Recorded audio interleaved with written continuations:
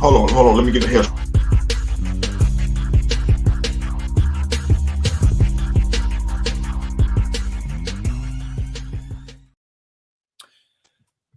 And we live.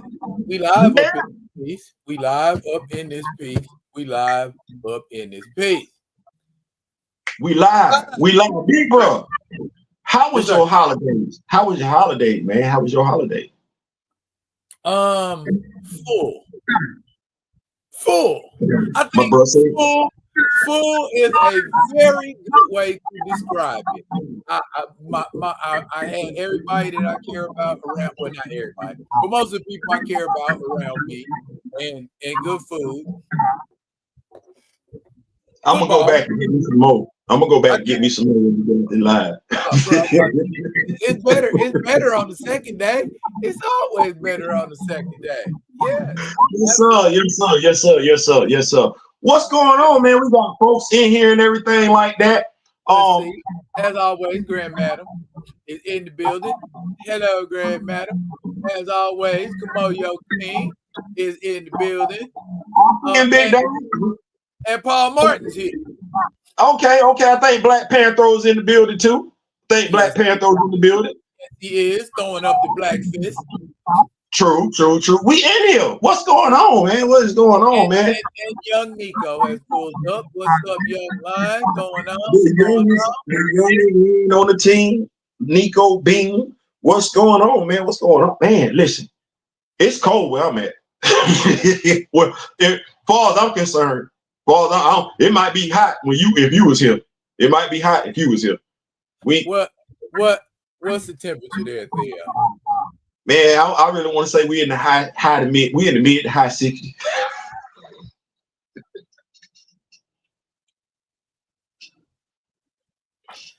It is not very often that I tell people to shut up. But in this particular case, when I got up this morning, it was -5. Stop. You built that. You are who we would definitely send to Antarctica to watch the anti-vibranium. Definitely, you built for that. Hey, you know what it climbed up to? It climbed up to a balmy 17. It climbed up to what? A balmy 17. I don't appreciate you using the word climb and 17 in the same sense like that. Hey, when you started off at -5, 17 is definitely a climb. Oh Lord, man, you know what, man?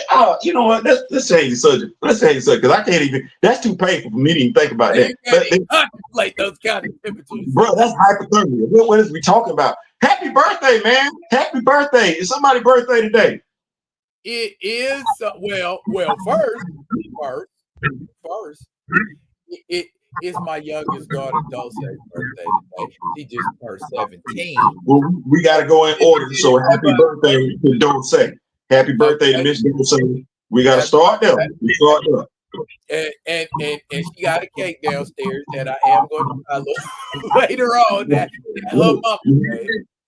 I guess we got to do it like that. Your daughter's birthday is today. Happy birthday to her. Alicia's birthday is tomorrow. Oh, for real? Tell Miss Leisha I said happy birthday. Happy birthday. Hold on. You ready? Hold on. Yes, do it like this. Hold on. Miss Leisha. I heard him say, be real, say happy birthday. Oh. Be real, say happy birthday. Be real, say happy birthday. I'm on the live. She on the live. I ain't even know she was on live, y'all. I didn't know she was on live. Yeah, I see her. He see in the live. Thank you.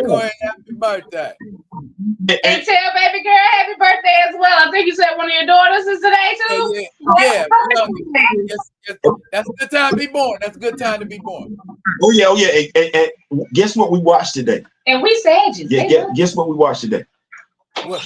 I'm gonna play along. What you watched today? She and I watched 21 Bridges. That movie right there. That movie right now. That movie right now. Yeah. All right. First off, it's a good ass movie.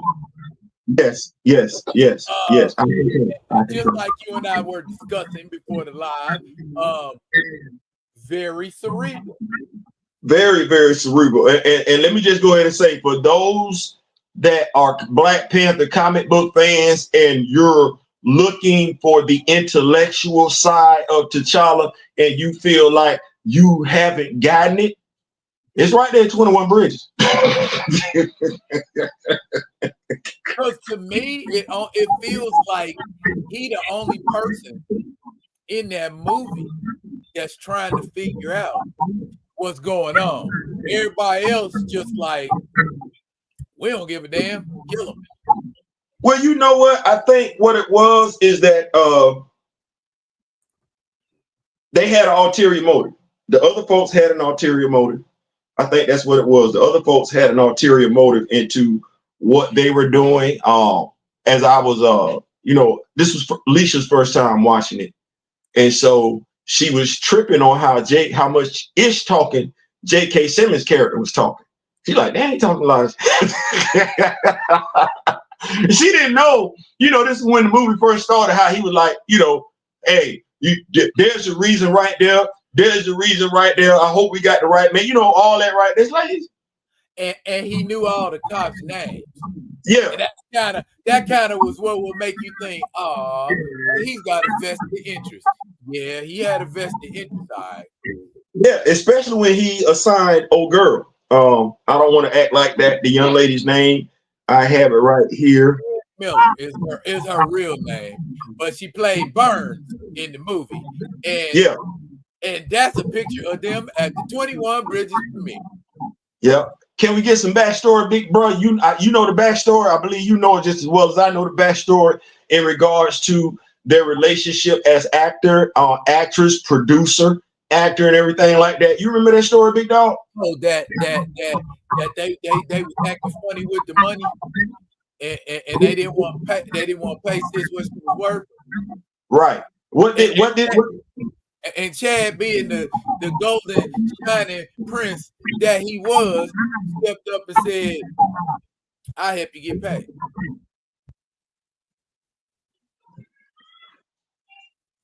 Now, I just want to put this in perspective to those that I'm just going to help put it in perspective. We had a brother by the name of Terrence Howard. Yes, sir. Iron Man. Yeah, we did. Now, brother Terrence, he's an odd one. He is Terrence Weir. But I like Terrence as an actor. I don't know him as a person. Brother Terrence wasn't able to come back for the second time around because he was the highest paid actor in the first movie. They didn't want to pay him that. They want that money to go to Robert Downey Jr. Now, y'all stay right here with me now. Now, if I'm not mistaken, I believe Chadwick Boseman was the highest paid actor in that movie. My dog said, my dog said, you can get some of my change. Take some of my change and comp up. Stay right there. My dog said, this a woman, this a European woman, he a man, this a brother, it's his film, he's the star, he ain't got to look and check for nobody.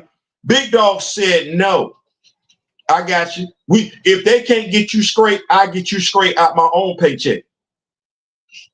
You want to talk about integrity? You want to talk about empathy, sympathy, compassion for your fellow man, race, gender, be damned, pretty sure orientation, like all that. That's Chadwick. Now I don't want to throw a pun in here, but one just jumps right out at me. Go ahead. He was a real one.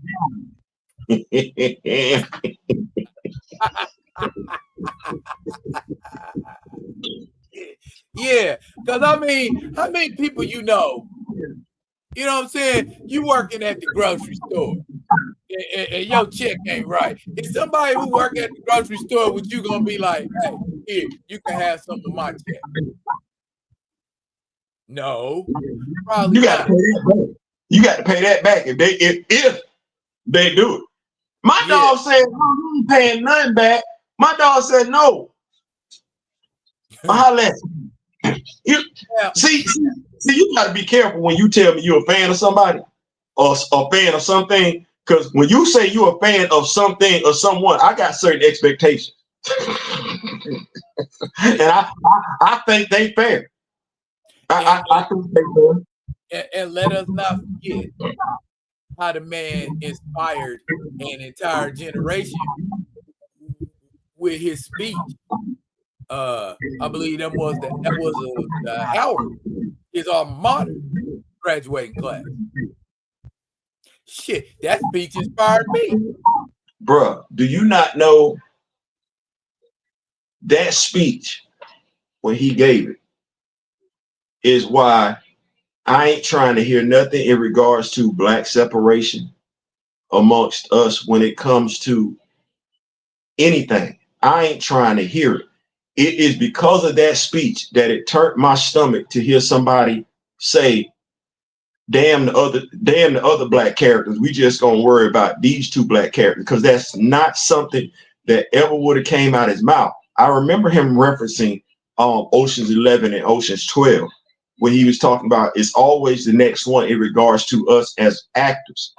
He wanted that opportunity where we could have that Ocean's 11, Ocean's 12, or Ocean's 13 movie where we were the majority. So I can't do nothing but amen that mindset all day, every day, and twice on Sunday. Because I can't find anything wrong with that mind. Like you said. And for those of us that need a little more reference, there is a trend in Hollywood where when there's a black actor who's hot, that's on fire, that everything he touches turns to gold, he's usually the only black actor out at that time who's hot and everything he touches turns to gold. I remember far back as, I want to say, Wesley Snipes. Wesley Snipes had a string of movies in like the early 90s. He couldn't miss. Everything Wesley Snipes was in, pow, pow, pow, pow. It was just popping. And then all of a sudden, they decided Wes wasn't that cat no more. You know what I'm saying? And then they anointed somebody else. And so Chad's thought process is, why does it only have to be one hot black actor? Why can't it be several hot black actors? Why can't it be black actors and black actresses that are hot? Just like, their European counterparts. I think we're complicit in it. When I look at how hard we went in the paint, and when I say we, I'm black, so it is what it is. When I look at how hard we went in the paint, saying no one could replace Chadwick, which is true. You can't replace him as a person, but as an actor, yes, you can. We went so hard. You one and done when it comes to us having roles. And I was like, you cognitive dissonance. So we taking jobs. Donald Trump talked about black jobs. Black folks are taking black jobs away from black people.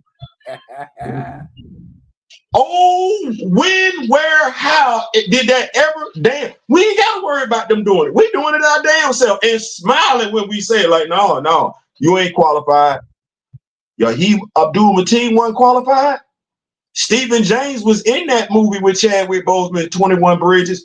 He wasn't qualified. Aldous Hodge was around back then. Everybody wanted to talk about Aldous Hodge right now. He wasn't just born. He wasn't just born. He been around for a minute. And, all these stars, and I'm like, I find it so damn disingenuous for people to be talking about, oh, this black actor, this and this black actor. You wasn't saying that 2 years ago, and them black actors were sitting right there. I don't want to hear that. Gray brings up a great point in the comments. I don't want to hear that. A Black Panther and the Crew film. Can't do that with the one at a time mindset. Because you gotta have who are you? Most of them, if I'm not mistaken, that them black actors. That had to be a black cat. This meat gonna be absolutely morbid. So clearly, we ain't got no T'Challa. So I guess we finna age up Toussaint. Michael Coulter can come back and reprise his role as Luke Cage, even though they don't want him. Clearly, you can tell. The young lady that played Misty Knight, who did a tremendous job, by the way, and shout out to her and her husband, both being on that series. Listen, y'all make an absolutely beautiful couple, and I love to see that. I love to see that. I love to see that. So we bringing her back. Anthony Mackie in this movie, I guess. we ain't got no what's the dude name? We ain't got no Casper Cole, so I don't know how we doing this. We gonna substitute Shorty. That'd be a good time to tap into some of them real light-skinned brothers. I don't know, man. You listen. The MCU fan, the black MCU fan. Could Michael Ealy be a Casper Cole? No, because the black MCU fan gonna swear he too light skinned. The black MCU fan. For Casper Cole? Because they don't read comics. Oh no, he too light skinned. Hell, come on. The man is half Jewish. Hold on. I know he could play Casper Cole. But I'm talking about the ignorant MCU fan that just all black characters are dark skinned. Biracial character. Ain't Miles black Afro Latino? Let somebody my complexion show up playing Miles Morales and see one ignorant ass brothers and sisters lose their damn mind. Miles ain't Dominican. He ain't Haitian. He ain't Jamaican. I want folks to understand that. He's not. His daddy is a brother. His mother is Mexican. Latino. They ain't even, did they break it down? Is he Puerto Rican? Cuban? Which one? No, they just left it at Afro Latino. I thought he was Puerto Rican, and somebody told me he was Dominican, and I said, "How?" I ain't never seen that Dominican flag. You want him to be Dominican? Because I'm like, there's no way Miles Morales could be Dominican if his daddy black.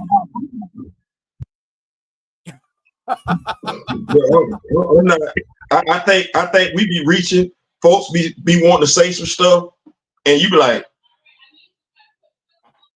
I just, it's hard to be stupid with a smart device in your hand. Like I just want us to stop doing that. You remember when we had to go to the library to get the encyclopedia? Yeah, Britannica.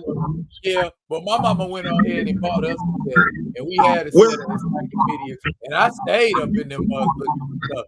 And when I couldn't find stuff, because it was a time, you go to an encyclopedia, there was some stuff you couldn't find in an encyclopedia. So what was you supposed to do when you couldn't find it in an encyclopedia? Bro, I guess it just don't exist.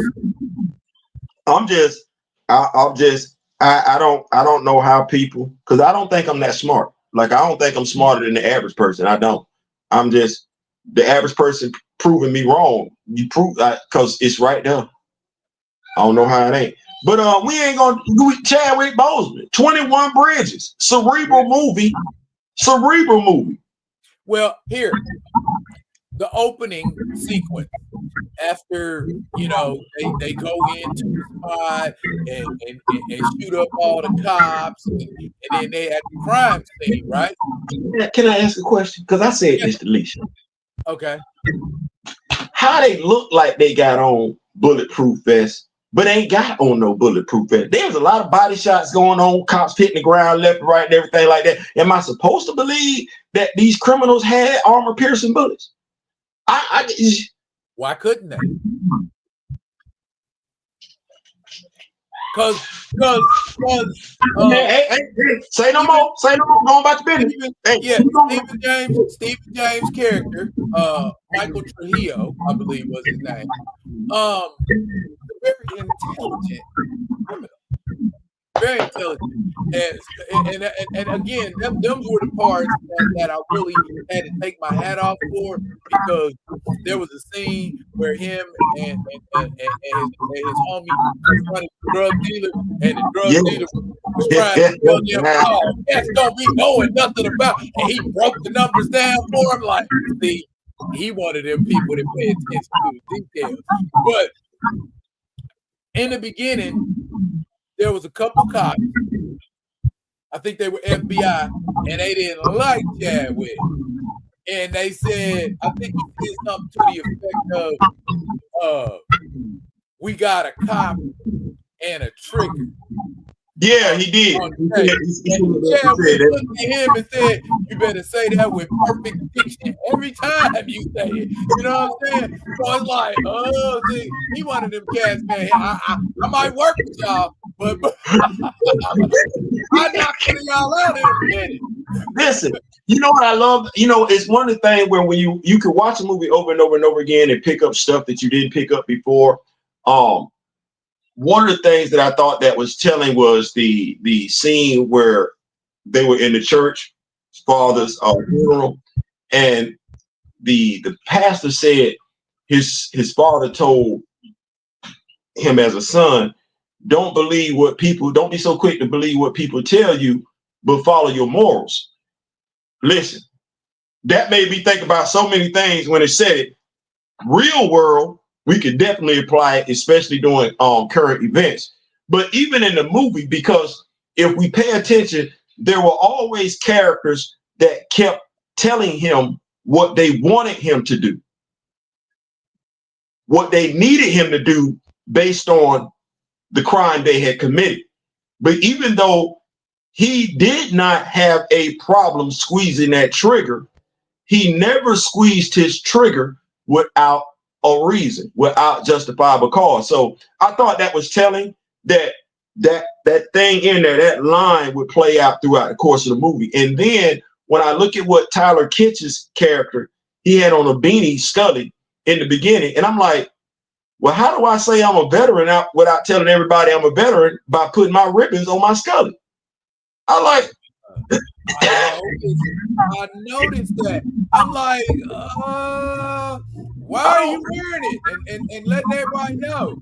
I believe Ray was Ray. Yeah.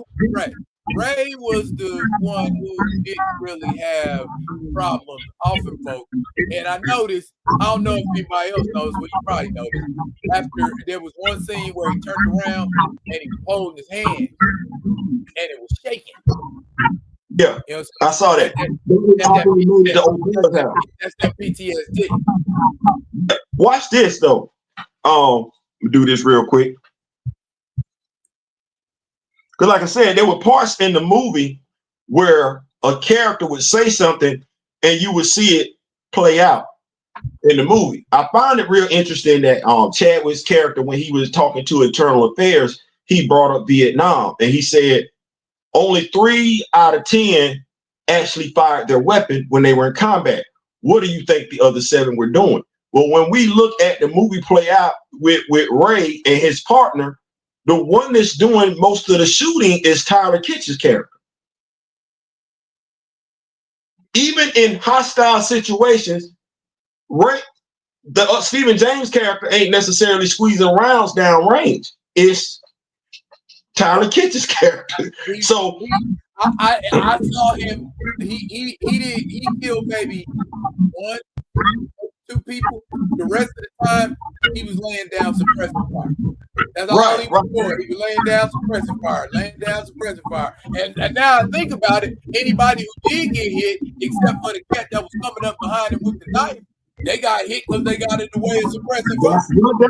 It was like, so it was interesting to see parts of the movie. Somebody could say something and you could see it kind of play itself out through the course of the movie as callback to what somebody said. I thought it was a where a Message from the King gave us the action side of it.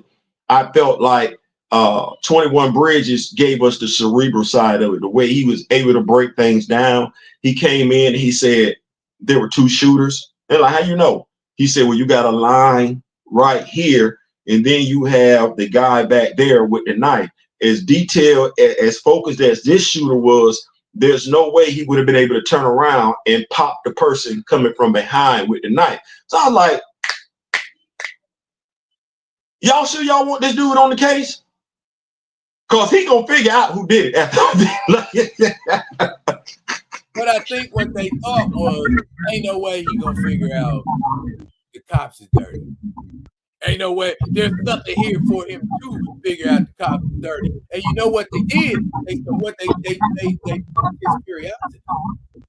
Cause every time they would show up somewhere, that one cop Kelly, he would either pull up or he'd be on the phone or some stuff like that. And then there was one scene where they were hopping in the car and he was like, how the hell did Kelly get here so fast? Yeah. I think they thought he was dirty too.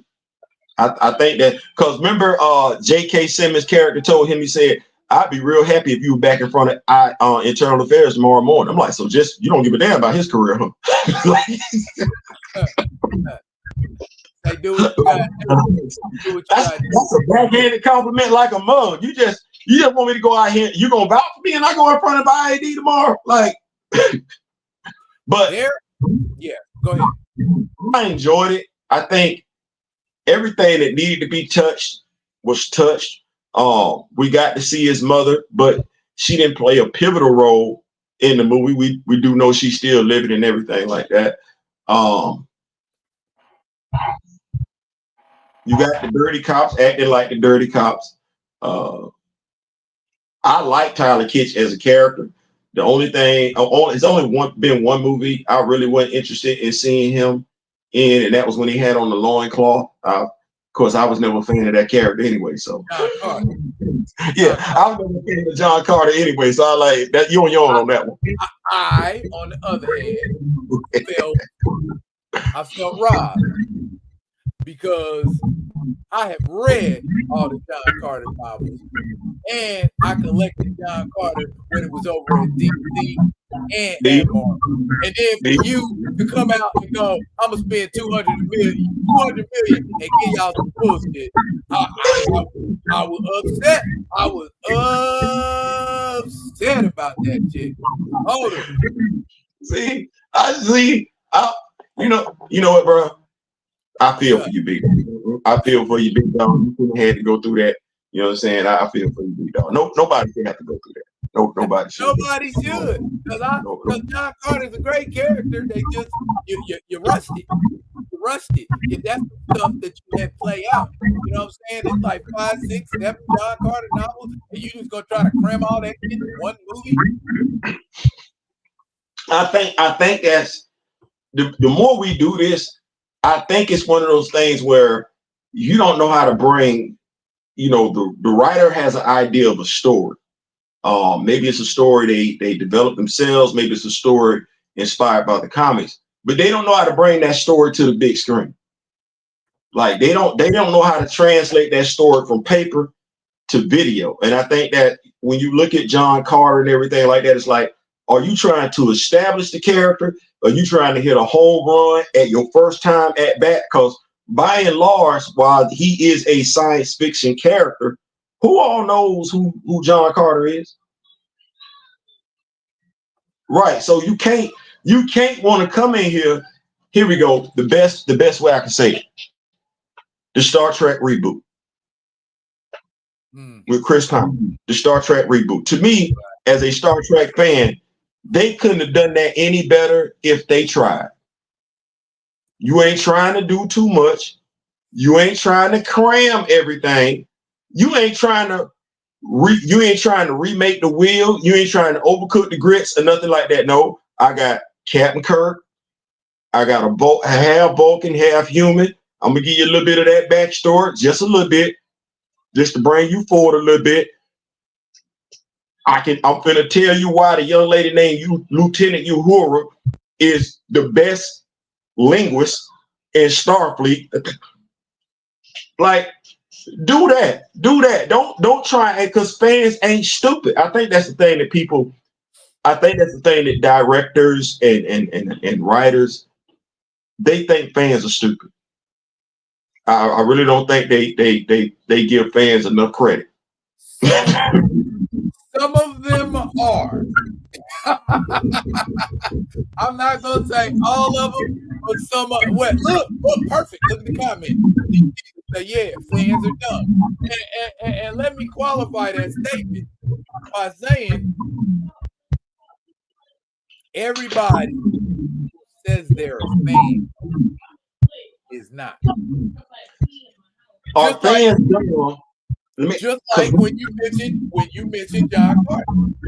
Right, but let me ask this question. Because we see where we've been at, right? In regards to recast the child of Black Panther. Are the fans dumb, or are people disingenuous? See, I don't necessarily believe the fan is dumb. I believe it's a little bit of both. Here's why I don't believe the fan is dumb. You and I are fans of all things Wakanda. Okay. You're a fan of the Kansas City Chiefs. Okay. The Pittsburgh Steelers. Right. I'm a fan of the Georgia Bulldogs. Right. I'm a fan of Bruce Wayne, Batman. Okay. If I look at people that come out and say they X-Men fans, I know a dude that worked at a pawn shop, don't know if he's there or not, whatever, where his dad collected comic books. He's an X-Men fan. Let him tell it. But the first 5, as far as he felt, was what was in the movies. No, you're not an X-Men fan. You're a movie fan. You're not an X-Men fan. You're not a Chadwick Boseman fan. You're not a Black Panther fan. You're a movie fan. You might like Black Panther from afar. You're not interested in it. Just like you can say you like football, but you ain't trying to learn the coverages. You ain't trying to learn routes. You're not doing none of that. You just want to come around and enjoy the atmosphere. You just want to put the jersey on and just throw your hands up and cheer when everybody. You're not a damn fan. You're a ride along. That's what that is. You're a ride along, a tag along.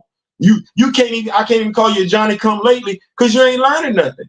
You just tagging along for the ride. Dress up. Oh, I went to go see Black Panther. What'd you get from it? Nothing. Now it's some people say that and they conduct themselves just like that. They didn't get nothing. They're not capping for the movie. But you have some people capping for the movie and can't tell you a damn thing. Shorty fans. Shorty fans. Shorty fans. And I believe every fan base has that demographic.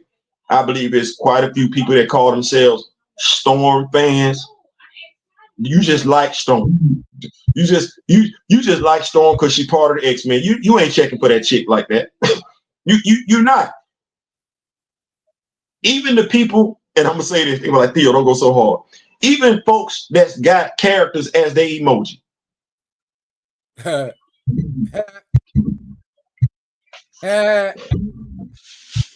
That's why I got me.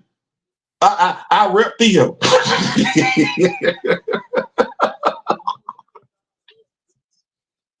I rep Theo. You know what? It's hard enough living up to Theo standards. The hell I'm gonna try to live up so and real quick, because we always do this, and entertainment is what I do. Definition of the word fan. An enthusiastic devotee of a sport or performing art, usually as a spectator. An ardent admirer or enthusiast of a pursuit. Okay. You know the word that jumps out at me the most in that definition? Is it ardent? Ardent and enthusiastic. Okay? Now, hold on. Cause see, milk and meat. Can you tell the people what ardent mean? Cause I know what me and you know what it means. but because they know what enthusiasm means. I don't think they know what ardent means. I don't think they know what I mean. You was ardent is another way of saying passionate or enthusiastic. Now, if I'm passionate about something, if I'm enthusiastic about something, I know that shit in and out. Talk your talk. Talk your talk, big dog. Talk your talk. If you ain't ardent about it, you just like it a whole lot. You ain't no fan.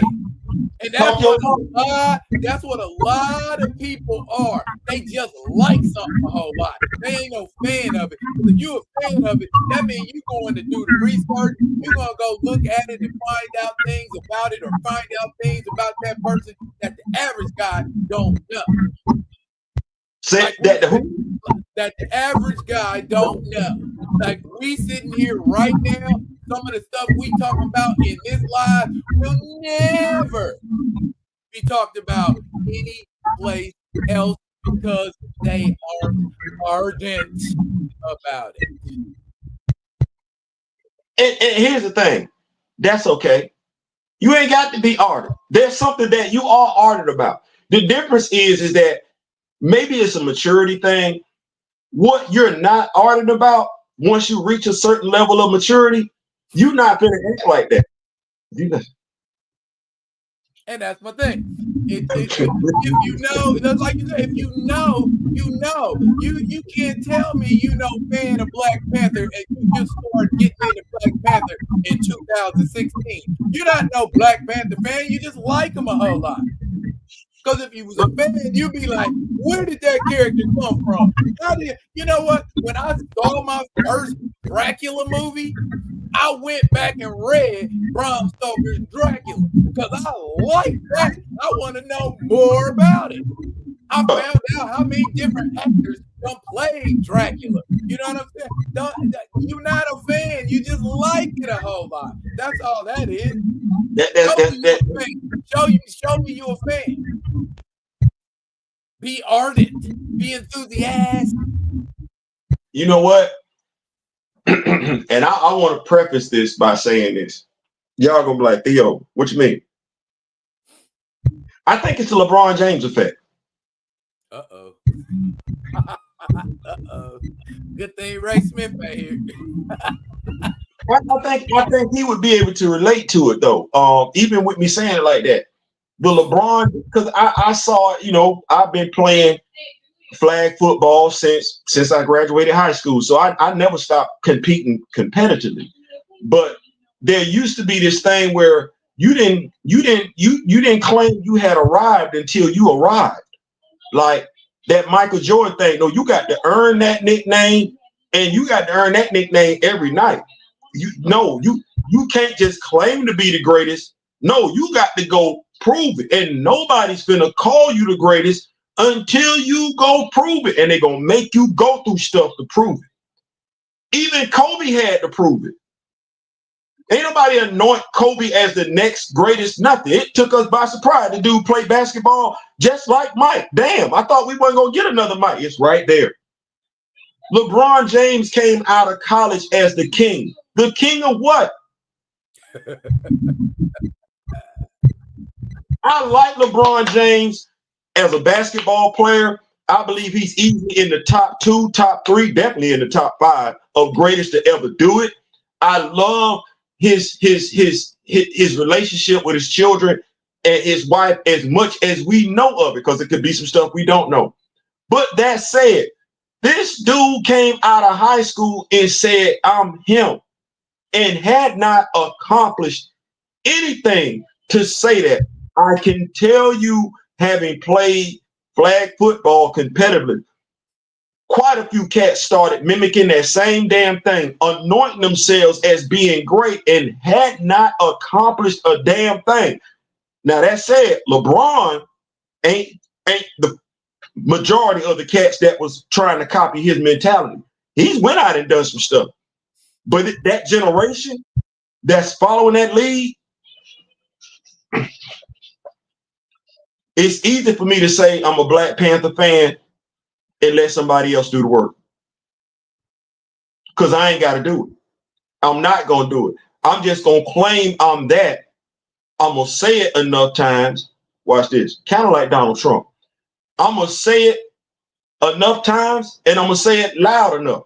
If I say it enough times and I say it loud enough, at some point, I'm going to convince somebody, normally a stupid person or ignorant, pick one, that I am him and have absolutely nothing to substantiate the fact that you're that person. I think that's the LeBron James. Not saying it's his fault because he went and did what he said. Right. He said, acknowledge me. That was Mario said. LeBron said, acknowledge me. Y'all gonna retrospect me, damn it. Remember the ESPN commercial where he was looking for his throne and old boy was sitting in it? I'm like, you got a lot of damn nerve. No, bro, like, you gotta, like, I get it. Your last name is James. I get it. But if I'm not mistaken, even his last year in high school, they didn't win the state final.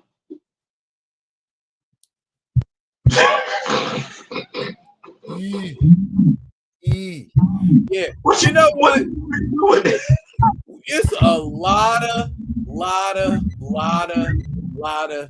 comments right now on a myriad of things that we have been discussing, and I'm gonna try to wade through a little bit of it. I ain't upset nobody, have them. Well, let's find out. There were a couple of choices. People have said you could play Casper Cole. Paul Martin said Kobe Bell. And Grace said Jesse Williams. But then Kamoyo came back. Isn't Casper younger than T'Challa? He is. Casper is actually younger than T'Challa. If we looked at it, it should be Hunter, T'Challa, and I want to say Casper, and then Shorty. Yeah, age-wise, yeah, that's exactly it. Nico says, I believe Tommy from Power would be a perfect fit for Casper Cole.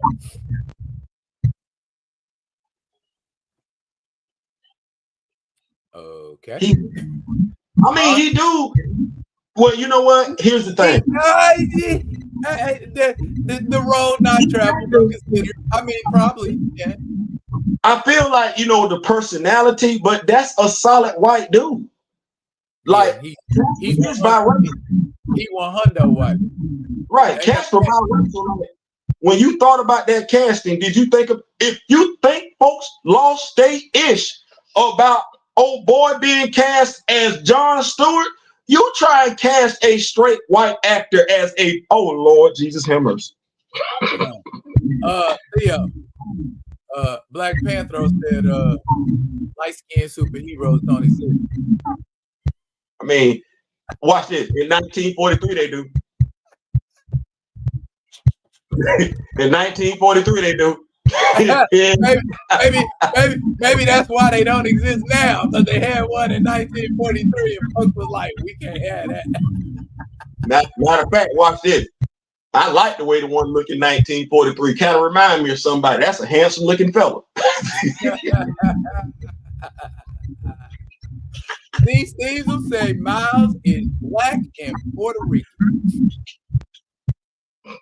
We finna have somebody with chocolate play that dude. You gonna have a fight. Here would be the interesting part. You would have so many so-called Miles Morales fans arguing for the character to be portrayed by a dark-skinned actor and cussing out. Watch where I go with this. Cussing out black people and brown people that know that character should not be dark-skinned. I mean, with just now, Miles supposed to be black. Miles black. Miles' last name is Morales. He Dominican. No, he's not. He Puerto Rican. See, they be trying, don't they? They be trying. DC says several cats whining about Jon Stewart casting probably thought T'Chaka in X-Men '97 was all gravy. Listen, that not only that, because I thought I heard you wrong. They thought T'Chaka had on a gray costume in X-Men '97. What the hell?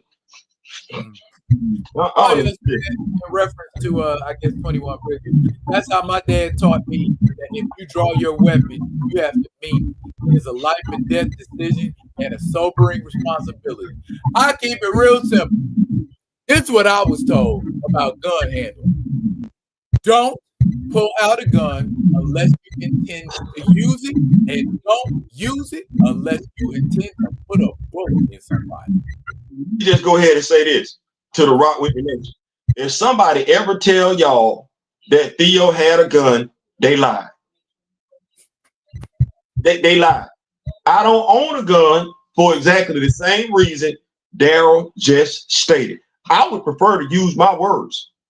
My grandfather knew who I was, and I did not know who I was. You remember back in the day when we used to go to school and damn near every pickup truck had a shotgun in the back window, and nobody ever passed away at school because we left the guns in the car. Remember? Yes. Yes, I do, actually. we were going to school then. Well, my grandfather had a 2x4 in the trunk. He would leave that in there. But he had a Saturday night special in the glove compartment. Every time, huh? I said Trey A. Yeah. Every time he got out the car, did not matter. That Saturday night special always made it with him. He never left it in there, point blank, period. And I know why. Because if I pull out a gun, I'm going to use it. I ain't finna do no pop, pop, pop. I'm not shooting nothing up in the air. That's a waste of bullets. Plus, they can come down and hurt you if you ain't careful. Right. And if I use it, I like what I've been taught between the Marine Corps and the police force. I'm shooting to get you up out of here. And because you can't get a bullet back. And that's what I'm saying. You don't train soldiers to shoot the same way you train police officers to shoot. That's a whole different kind of shooting. So yeah, no, that's what you're dealing with. Come you are dead on. You are dead on. If somebody ever tell you Theo had an interaction with a police officer and Theo had a gun or Theo tried to get physical, that's a lie. Theo prefer to use his words. Because Theo know if he does get physical, it's not going to go well for you. Kamoyo said Chadwick was like Sherlock in that movie. Yes, he was. He was figuring things out. He said, I would love to see Casper Cole, but this current regime might make him adorable. Kamoyo said that John Carter movie was ass. Yes, it was. I read the novels and the comics. Me too. These things said, I love me John Carter of Mars and Deja Torres, one of my favorite female protagonists in fiction. Have you seen Deja Torres in Dynamite Comics? Oh my God. And Perella eats your heart out. I got depressed soon as somebody said something about Black Panther. Man, I get in my feelings every time I think about Black Panther and Black Panther 2. Like I as much as we in it, I try not to think about it like that because I'd be like, they really F this dude's story up going all the way back to Age of Ultron. I can't even believe it. Like,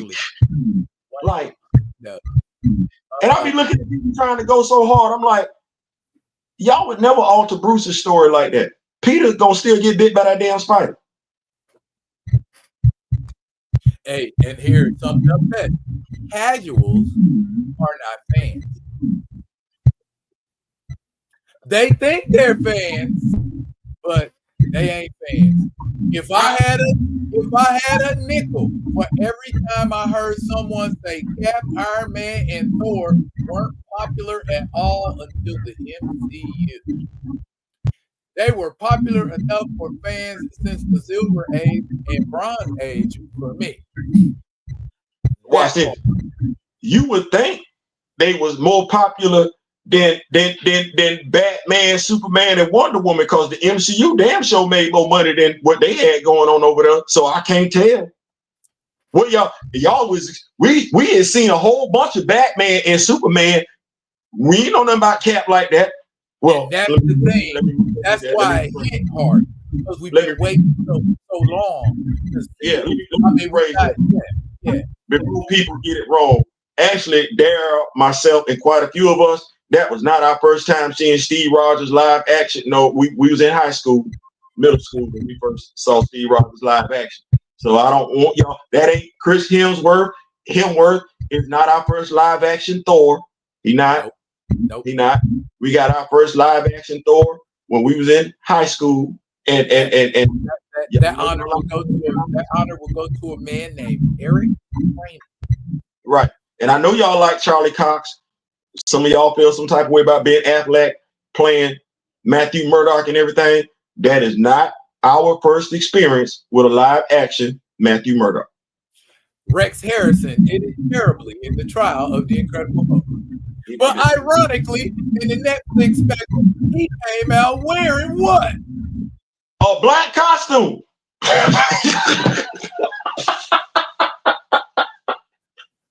I said to myself, that must be an homage to that old Trial of the Incredible Hulk movie. That's all it could be. Nico says, Yuri in the Dejaya talking to Ramona right now in MCU, and T'Challa talking to Manifold, trying to build the machine in her house.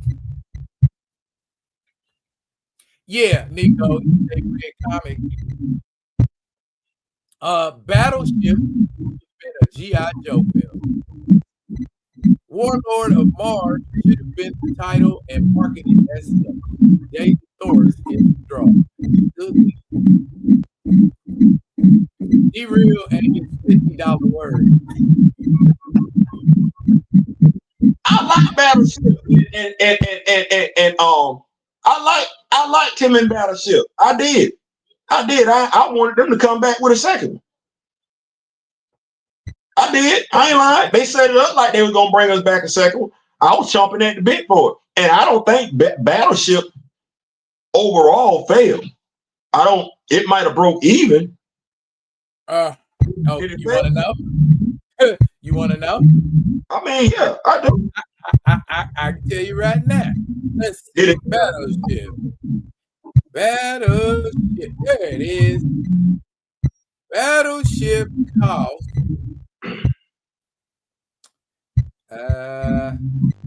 $209 million. That's the budget. So they needed four. They need to make four, right? Well, if it was 200 million and that movie was advertised heavily, I would say it was at least 200 million put into the advertising. So they needed to make 6. What they made? 303,025,485.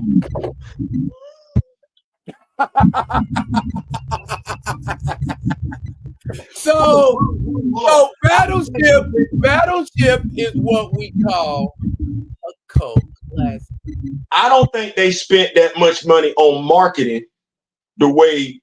No, the reason why I'm saying that, okay, yeah, you advertising it, but the way they spend money on marketing right now, and we're adjusting for inflation because we didn't see no action figures. They didn't give. How long ago you think Battleship was made, bro? It ain't been 20 years.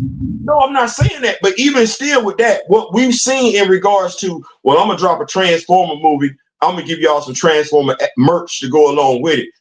What was that going to give you for Battleship? Bro, I ain't even get the Battleship inspired game. Like, you could have gave me the movie inspired. There is a real type Battleship version. There is a Battleship game where instead of just the boat, you get the alien ship too. Okay, now, did they advertise that, or you just was being Daryl? I was just being Daryl. See? But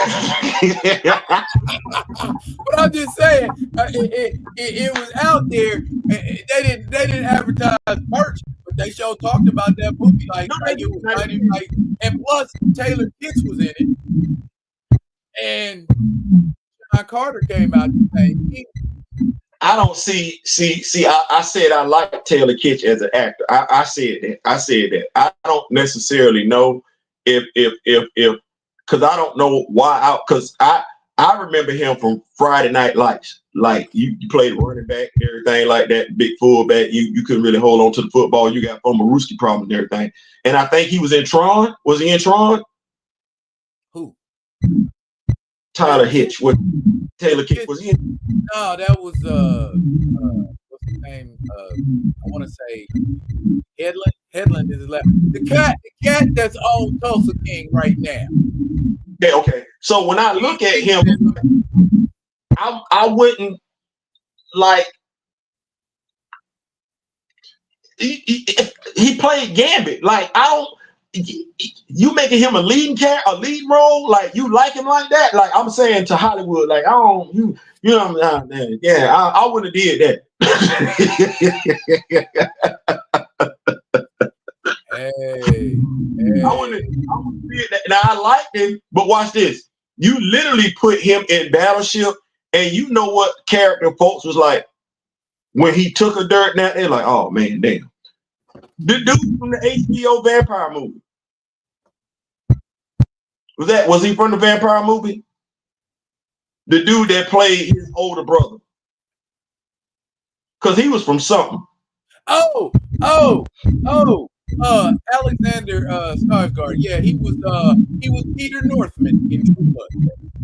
Okay, so yeah, I knew I remembered it from somewhere. So it's like, even in that movie, as soon as you put him in it, even though he got a big role, he low-key overshadowed, in my opinion, Tyler, because I know Tyler, I know him, and I'm like, okay, what you gonna do? And he take a dirt nap. It's like, oh, damn, ain't want to see him do that. So I like Tyler Hitch. I don't know if they've done enough. And when I say they, Hollywood has done enough to groom him into being a leading man before you just thrust him out there as the leading man. Like, that's low key like what doing with Anthony Mackie. Oh, bam. DC brought up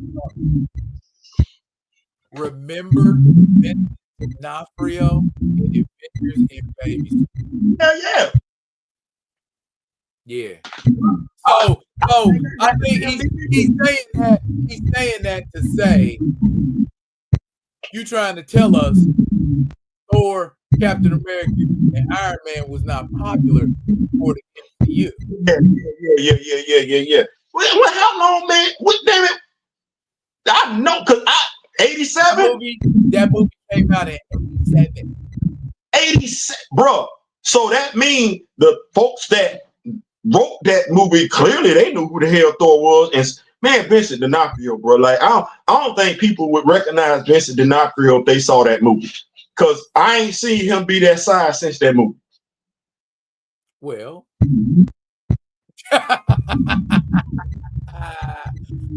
Taylor's Gambit wasn't Gambit enough. I think I can agree with that. Yeah, matter of fact, I was like, he supposed to be Gambit? Yeah, that was a thought that was in my head. That's Gambit? The best part of that movie was the first 5 minutes. Like, they could have gave me the opening credits of that movie and I'd have been good. like everything after the opening credits was complete trash. Like, they were cashing in on you. They were that's all that was. That's all that could have been. But back to our man Chad. Talk to me about how you felt about this right here. So when Gods of Egypt came out, I wasn't effing with it.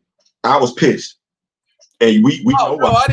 I didn't watch Gods of Egypt until it was streaming. And even then, I couldn't even sit through the whole thing. I had to watch it in pieces. Here's what it was. I wasn't gonna watch it. The young lady I was dealing with, she had bought the DVD and everything like that. And I always found an excuse to be doing something else when she watched it. And a magazine article, because I think it was when I saw Chadwick saw him do it, but when I heard he was doing Get On Up, I was like, let me let me see who this dude is. Because like I told y'all, James Brown was my mother's favorite singer. So let me see what's going on with him. So one of the things I read was that he said he took the role of Gods of Egypt because he was aware that there was no color in the movie. Stuff that we fans, historians, schooled, educated, learned, black people knew, no, this movie should not look like this. And he said that was the reason why he took the role. I'm like, oh, you wanted to make sure we was in there. So to me, that said a lot. You know, I knew him I still know him from the periphery and everything like that.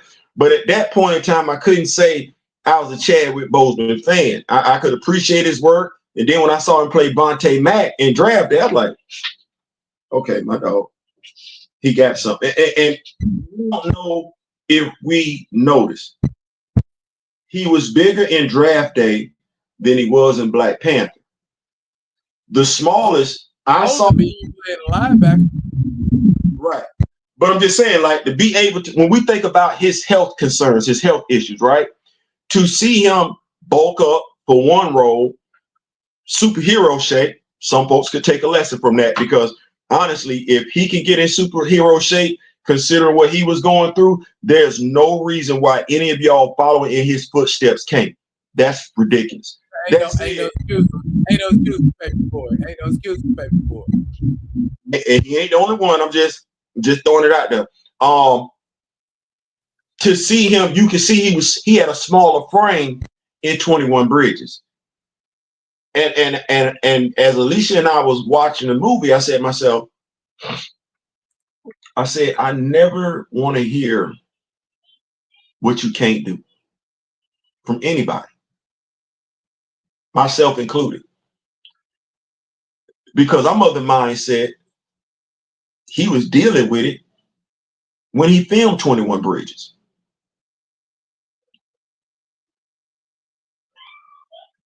I don't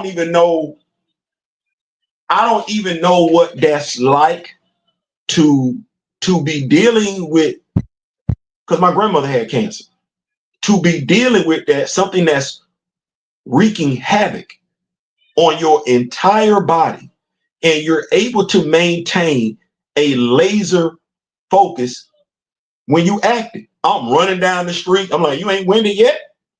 Like, so you running, okay.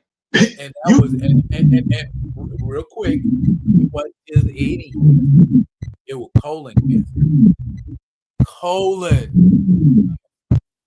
Okay, most people with colon cancer that far along are bedridden. This man was out hopping, jumping, leaping. You know what I'm saying? So yeah, that is a testament to his resilience, without a doubt. Man,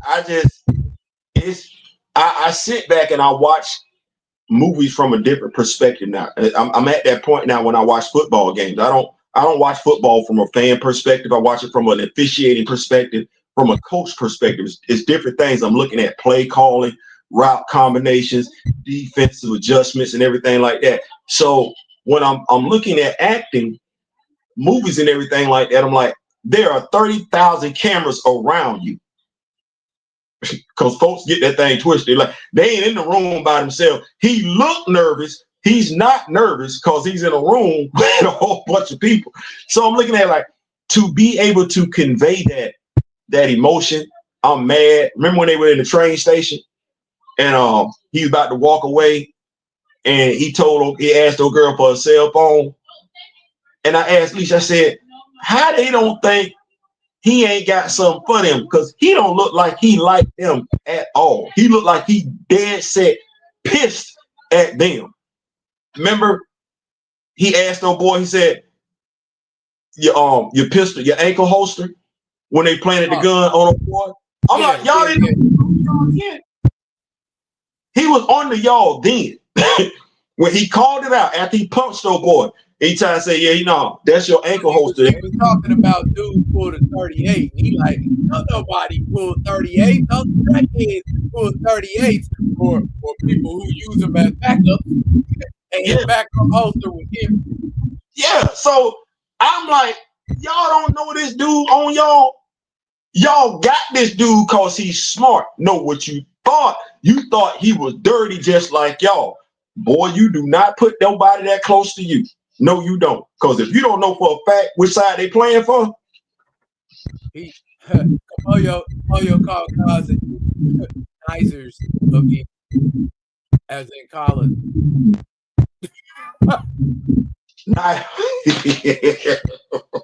You know what, guys? The cast and crew apologized. You took the money. You fed into the misrepresentation. You apologizing for what? The blowback they was gonna get. But blowback. It's a stupid ass YouTuber right now talking about black people ain't from Egypt. I forget what his damn name is. Oh, never mind. I forget what it is. I feel like I fought with the whole fucking country of Egypt when I did that video about Cleopatra and black thing. Man, I was just getting random texts from Egyptians, and I'm like, bruh, you're not talking about y'all. How come y'all can't get it in your head? You are not original indigenous people of that country. Bro, they know that. Bro, if you got a cell phone and you saying anything different, you being deliberately stupid. And that's the way I look at it. Feel like the country I live in ain't my country. Yeah, where you heard that at? Oh, say, can't you see? Right. Because I'm like this. If you're interested in race, you know how we talked about being a fan. If you're interested in race, you're gonna learn about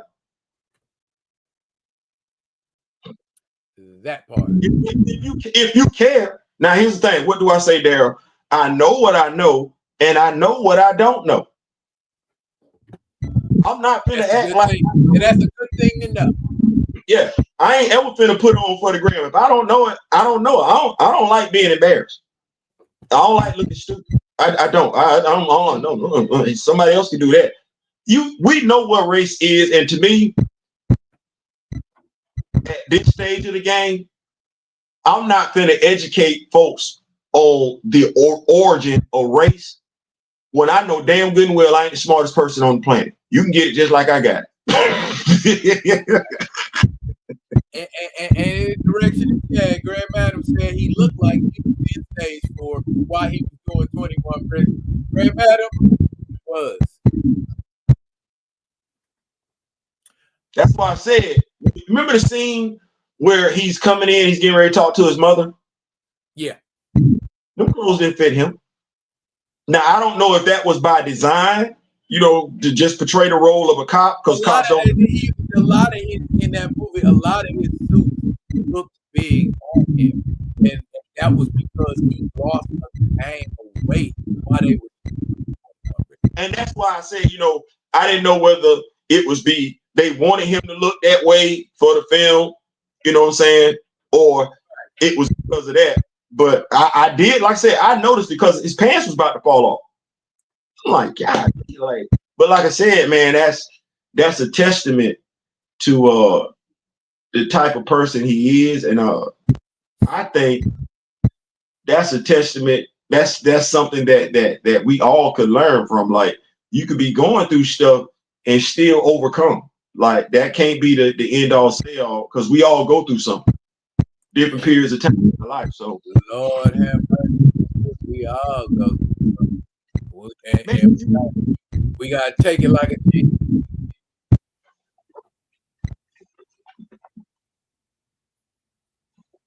Okay.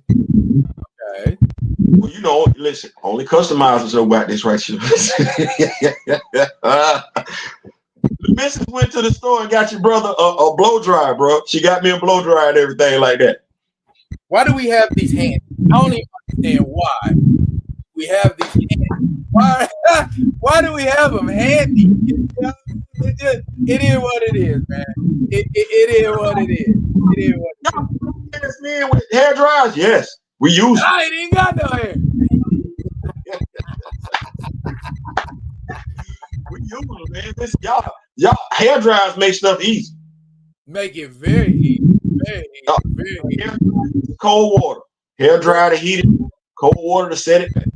Grand Madam, when you get action figures sometimes, especially like coming up here, coming to Alaska, where they sitting in a shipping place and they getting all hard and brittle and stiff. And when you get them and you try to manipulate the joints and bend them and do some articulation, they're really hard. So what you do is you get your hair dryer and you give it a little buzz and loosen up them joints, and them joints start moving again. So that's mainly. Or if you get past, you make something, you can heat it up. You can heat up the arm, you can heat up a leg, and pop that joint off, and then you got to do it, pop it back on. So yeah, it's a method to the madness, man. It's a method to the madness. Listen, as a customizer, Grand Madam, you have no idea what make us happy right here. It be simple. It be simple stuff. Look, go get us a strainer. You want to make it? Just get us a strainer. We'd be like this. You got me a strainer? Oh, you really do care about me, don't you? Yeah. Well, my wife told me I gotta have my own stuff because you can't be messing up all my. Listen. They Alicia and Miss Dominique went to the store the other day and got I don't know what this is, but I'm like, well, that look like some spider webbing right there. That's what that look like. We gonna make it do what it gonna do with that look. But it be the simple stuff for me. I don't know what you could do with this. Oh, this could be some water. Oh, that's perfect. Yeah, that's perfect. So, look, we customizers around here. We don't. Yeah, that's nice. I like that. That's real nice. Man, listen, it's stuff. I showed you the. Hold on, man. I know I can find it. Hold on. I put it somewhere. Hold on. It's right here. It's right here somewhere. I'm gonna find it. Here we go. I got like 4 of these. Alicia just went to the store. Bruh, bales of hay.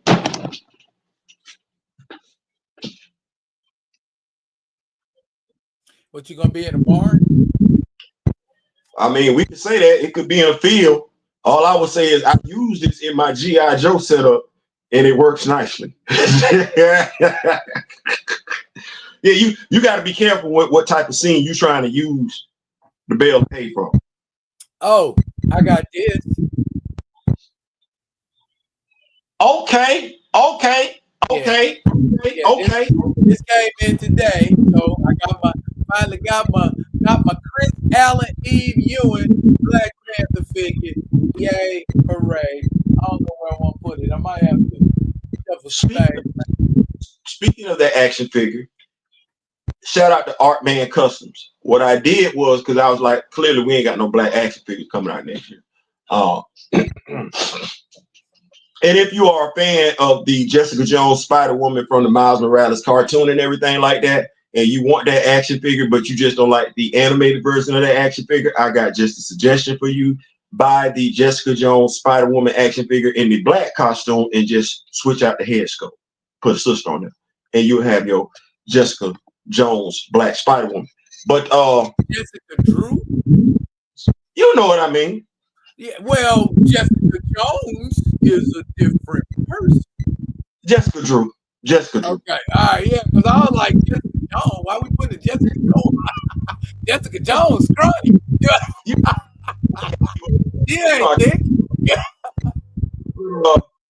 what was I getting ready to say? Yeah, you be able to do some amazing stuff with your action figures, man. Which you'd be able to do some amazing stuff. And we got Cantu coming to the house tomorrow. I'm gonna say Taku. We got Taku coming to the house tomorrow. Okay. Now that's gonna be, because I ordered that same figure. Here's the thing. When I saw it, I was like, ooh, okay. I'm getting that. You ready? So when did I hit you with it? Yesterday? Yeah. So I looked at it, right? And I was debating. And I was like, nah, I ain't got enough stuff. I'm not gonna get it. I'm not gonna get it now. And I said, but just because I ain't gonna get it right now, don't mean I can't put my people up on game.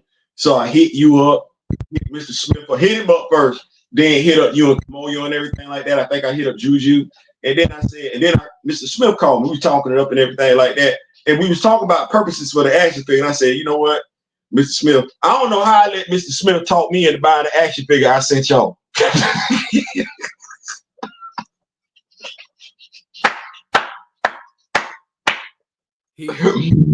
So he did, but he gave me an idea for what to do so I could have Venom, Horatio Walters at the house.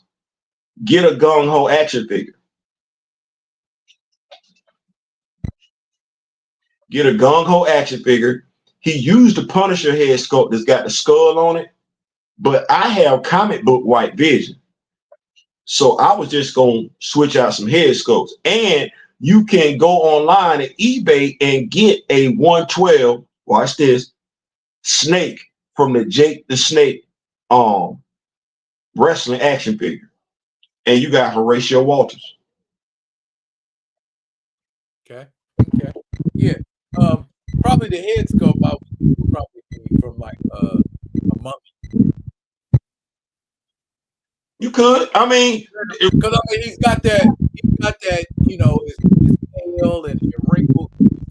He's got that kind of face. Yeah, that's why we chopped. That would be perfect. Yeah, that's why we chopping it up and everything like that. But I mentioned Art Man Customs because I talked to him about making that Paulden. Is he gonna do it? He got to see if he can do it. Now I told him I was gonna hit him back. You know what I'm saying? Because I said I'm like, because he's gonna have to make like 5-6 months. Because if he can do it, I still won't work. I would hit him back up and ask him and everything if he can. But I was, because I'm like, okay, well, I know what action figure to get, what Black Panther action figure to get. At the end of the day, you just need that Paulden to make it do what it's gonna do. So yeah, and you know what? I had thought about it. I ended up like passing one of those Wakanda shields. And I'm like, okay, they know what I'm doing. Right. If it's up here, they know what it is. You know, Mr. Smith did the same thing. It's one of them things where, you know, it'd be nice if I won that you not releasing one black action figure next year is crazy. That's beyond crazy. But it would have been nice. I'm still low-key holding out hope. Two things. One, I'm around. That's one. Two, Hasbro make it. Like, man, that's easy money. Well, if Wonder Man did it, I'm pretty sure they'll change horses.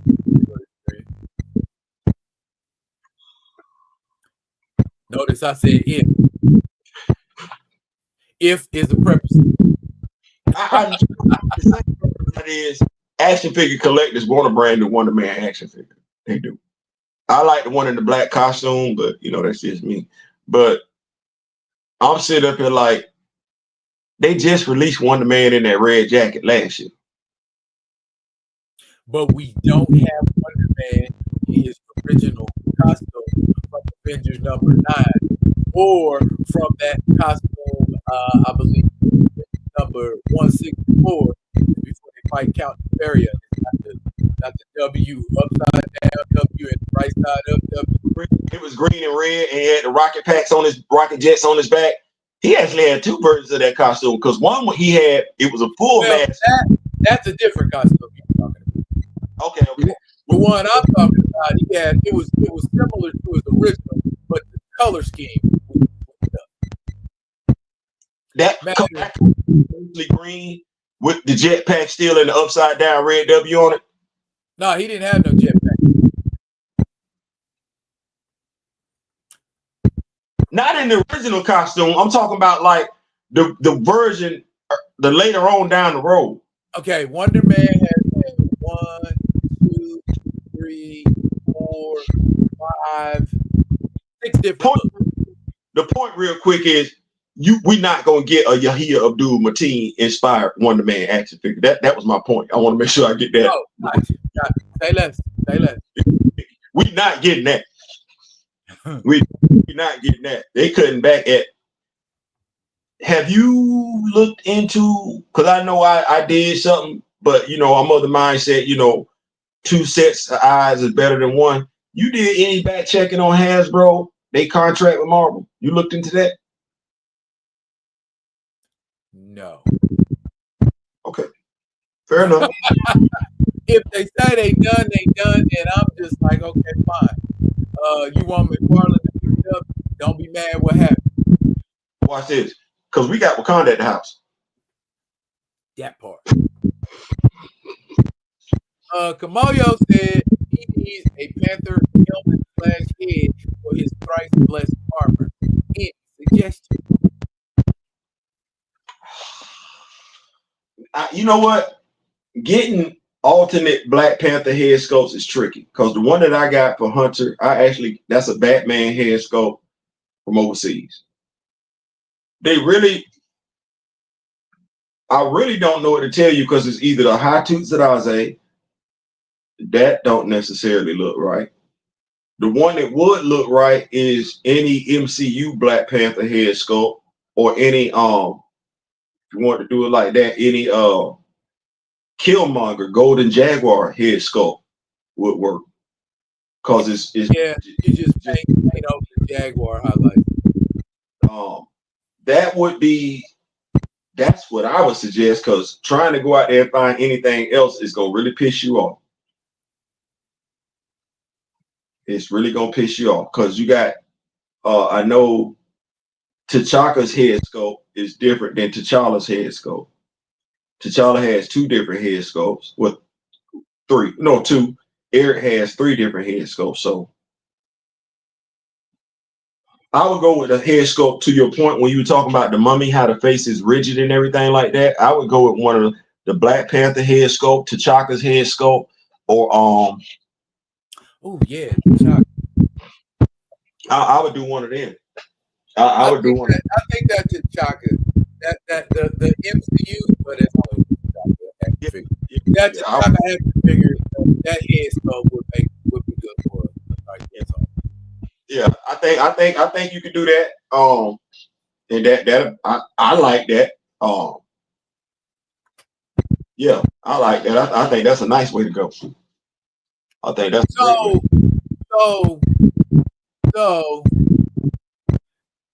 Theo and I were talking for the live, and we were talking about race swaps that people liked.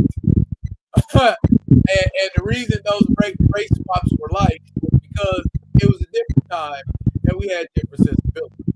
We don't have a problem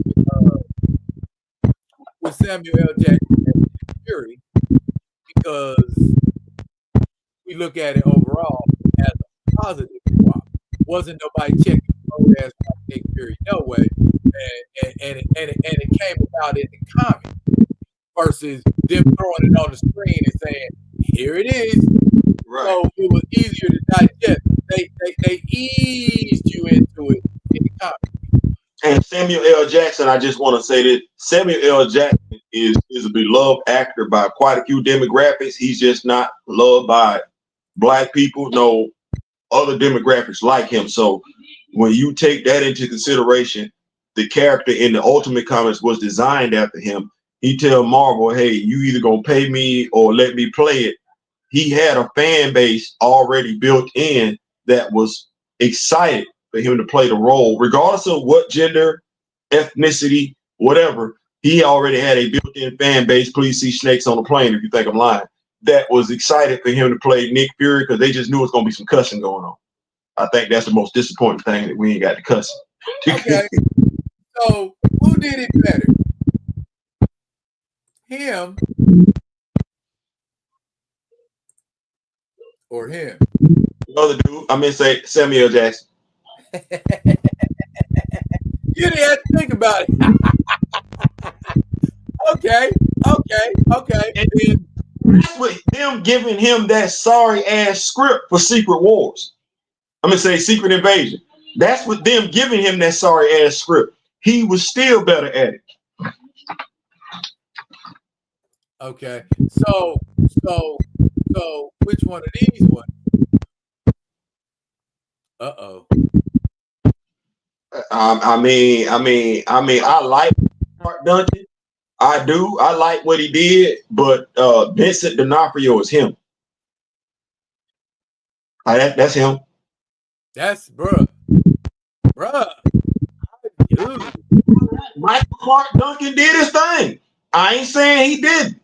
I ain't knocking it. When folks talk about somebody that has captured a role, Vincent D'Onofrio is Kingpin. He is the Kingpin no differently than Heath Ledger was the Joker. And I'm saying that as somebody who saw Jack Nicholson play it. And I like Jack Nicholson version of the Joker. It's Heath Ledger. And that's how I know somebody can play T'Challa and knock that shit out of the park. Because we didn't think of, like 20 years, we didn't think nobody else could ever play the Joker. And then Heath Ledger did it, and we was like, I stand corrected. He did that. He did that. So that's why I'm like, they need to quit sleeping on somebody, on recast T'Challa, because it can be done. Here's the thing. I'm going to go back to Kobe Bryant. We never thought we would ever see someone play basketball like Michael Jordan ever again. Kobe played it. He played like Mike, dressed like Mike, chewed gum like Mike. I don't know what y'all want me to do with that. Like, and even went ball like Mike for no damn reason whatsoever. Like, no, that's what that is. So no, folks can do stuff. What it is it be too many times. We be deliberately stupid. We still colonize. We still compromise. Hell, some of us still want Jonathan Majors to play Kane the Conqueror. Hey, they better make like Elsa and let it go. That shit has bad. Oh, today is also Don Cheadle's birthday. What, man, happy birthday, Big Don. Do you want to ride in my Mercedes, boy? It's the real thing. That one right there. That one. Man, when I saw that video, I was like, okay, Don. Hey, okay, Don. Let's give it up. Don, Mr. Picket Fences Cheadle. Y'all give it up for one time. Y'all give it up. Y'all give it up for Don Cheadle, Mr. Rush Hour Don Cheadle. Don Cheadle is him. I like Don Cheadle. I ain't seen Don Cheadle not be able to make it do what it gonna do when he was gonna do it.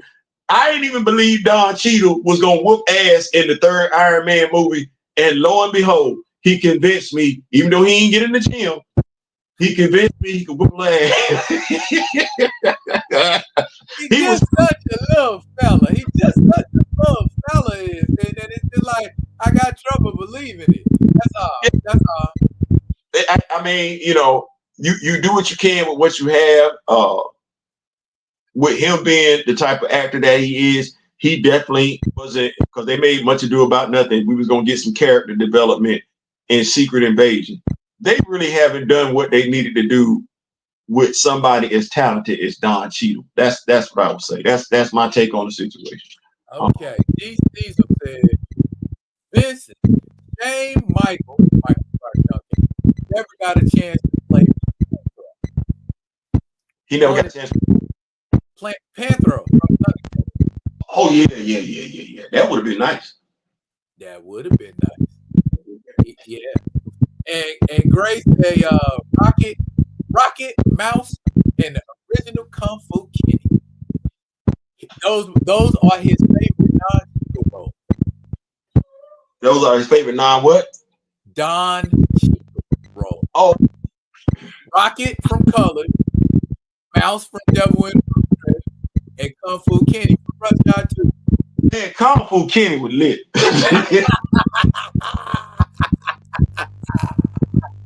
and the reason for that is like, you can look at Don Cheadle and you can easily come away with the fact, okay, if he's an actor, he's going to be in a series, a drama, something like that, a thriller, something like that. You're not looking at Don Cheadle as, oh, he got a funny bone. Remember when he did Captain Planet? That would come on your. Yeah, I remember that. Hey, sweetie, yeah. So it's one of the things where I love to see actors that you don't think have a funny bone, but could be funny. Like as much as I get on him about the nonsense, the comment that he made, I would love to see Tom Hiddleston. I'm not talking about him, but I would love to see Tom Hiddleston and Winston Duke. I would love to see them. If Kevin Feige is just gonna throw caution to the wind and just be silly, I would love to see a special with Loki and M'Baku. I'm guaranteeing we laughing for all the minutes they on there because both them dudes got funny bones. It come across in what they do, and it don't even look like they be trying that hard. It's like I'm gonna do something. It's gonna be funny. So, I mean, I love to see actors. I think that's one thing. Well, we did get to see Chadwick do on Saturday Night Live, be funny. But I love and I can appreciate an actor that has all the levels. You gonna cry. You gonna show me you mad. You can play a stone cold killer. You know what I'm saying? And you can come up and be a fool the very next scene. Like, hell no, you gotta keep your blind ass potato salad to yourself. Is that we got one of the doors in the building. We got the head door herself in the building. Is that Miss Keita? That's Miss Keita. Hey, Miss Keita, how you doing? How you doing? Look at him. Boy, look at him. Boy, look at him. I'm sorry. You took me back to rap back in the day. Look at him. Boy, look at him. Yeah.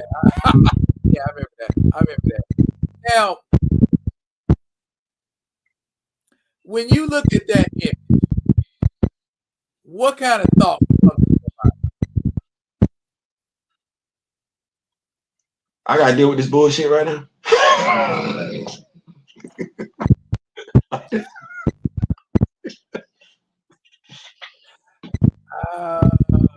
My goodness. I mean, that's the look he got on his face. Like, really? Now? I ain't trying to do this right now. Like, you know, that's how we look. You asked the question. Hey, he was going through it at the time. Yeah, you asked the question. Now, I do like that outfit. That outfit was nice. Like, I got one. I got a shirt similar to that, and it's got gold highlights. Man, listen. I'm trying to. You know what? Y'all ready? I'm trying to be the sexy flexy dude of comic book reviewers. That's what I'm trying to do. I'm trying to be the what they call it, the heartthrob of comic book reviewers. I'm going for that one, D-Real. That's what we going for in 2024. I want to be sexy. Why? Why not? It ain't never been done before. Everybody dress up every damn thing else. Why I can't represent us like that? Somebody got to do it. Somebody got to do it. Why not? Everybody else dress up. Why we can't dress up? You know, I take that role on. I go get in the gym and everything like that and be like, yeah, it's your boy Theo B. Yeah, we in here. Superheroes. Que sera, sir. Que sera. Looking like Kevin Samuels in front of the camera and everything like that, talking comic book. Like, you get dressed to talk comic book? No, I get dressed, period. That's what I do. Grand Madam believes that. Huh? Grand Madam believes that. I'm just saying, like, Mr. Sexy. I mean, if we talking about superheroes and everything, somebody got to take that ring and run with it. Somebody got to take it and run with it. I might be, well, you're elected, sir. You are most definitely elected. Plus, I turned 57 this year, so, you know, let's go ahead and get in shape for the 57th birthday for 60 to get here. Okay. Which one of them roles better? You gonna do that to me? I'm gonna do that to you. It's a Chadwick thing. You got me splitting hairs, man, because you know I was a legal specialist in the Marine Corps. Okay. You know how I feel about sports in general. Oh man. Okay. Yeah. So you have to be very discerning. You know what? The fact that he could convince me he was Thurgood Marshall, and I know damn good well he don't look a damn thing like Thurgood Marshall. I'm gonna say Thurgood. I'm gonna say Marshall. Okay. Okay. An argument could be made. At least you kind of got the same skin tone as Jackie Robinson, but you ain't look a damn thing like Thurgood Marshall. Yeah, Thurgood Marshall was high yellow. Look, they have that. So they couldn't find no high yellow Negroes. That type of acting acumen. Bro, when they said Marshall, I was like, we doing a part 2 to the football movie? Like, I had to come back. I was like, didn't we? Lord have mercy. So I'm like, who he supposed to be? They said Thurgood Marshall. Oh. These people say I have been saying I ain't sexy, I'm too sexy. Huh? That's gonna be your new page. Oh Lord, he said you rocking mesh shirts, Theo. No, we trying to have it where we gonna have our own Michael B. Jordan. That's what we gonna have. You know the dude from what's the name? Abigail Elementary. What name of the TV show? Abbott Elementary. Abbott. You know, he be dressed nice and everything like that. What do we normally do as comic book reviewers? Hoodie, t-shirt. You know, we dress like the profession we in, nerds, right? Well, why not step that up again? Because that will have you looking set apart from everybody else. Why not? I just ask myself, why not? Why not dress up and be like, because what does one have to do with the other? If by and large, this is my business, I don't go anywhere. I'm supposed to look a certain type of way in front of the camera, be well groomed, have a nice haircut. Well, why aren't I going to? I'm an older male. On top of that, I'm an older male. I'm not one of these diddy boppers and everything like that. So why not take it to the next level? Ain't nobody else doing it. Well, I'm gonna say it like I've been married 21 years. I ain't got to be sexy. No, you don't. You don't. Now, I like hood. I wear hoods all the time. Ain't nothing wrong with that. I'm not saying that. First of all, you are already in an acting troupe. I know you know, improv troupe and everything like that. Byron is in California. Byron is doing the movies. Byron is doing the lip sync, the karaoke with the Western. Hell, Byron might be working on the country Western album for next year and everything like that. Yeah. Radio show, you know what I'm saying? And you got, now that I'm tuning in, I'm trying to figure out what you get. We got to talk, but I'm trying to get where y'all at. Okay. I'm trying to get where you don't got to work out to do that, baby. You get where we at without lifting a single weight, sir. Looking at, I'm like this. I already got a knock against, because remember the brother from Best Man. Remember he had locks. We had seen him and everything. He had locks and everything. Best Man, and now he don't have them. Well, see, I understand any potential role I have in Hollywood going forward and everything like that. I'm not cutting my hair off. Okay. That's not. Okay. So I got. Huh? I said, okay, Sam. Yeah. So I gotta have something else. You know, they gotta see me look. I gotta look like I can look. So I got to do what I can do. You want to draw the attention away from your hair?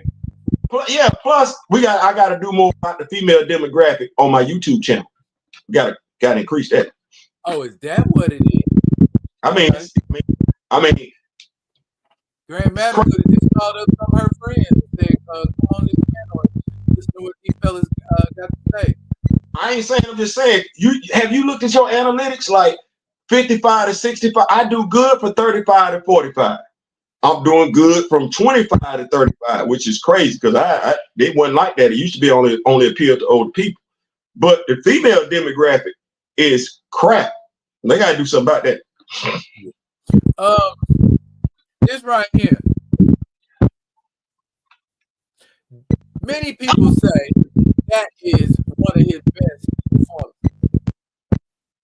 Do you agree? Yep. Not even close. Okay.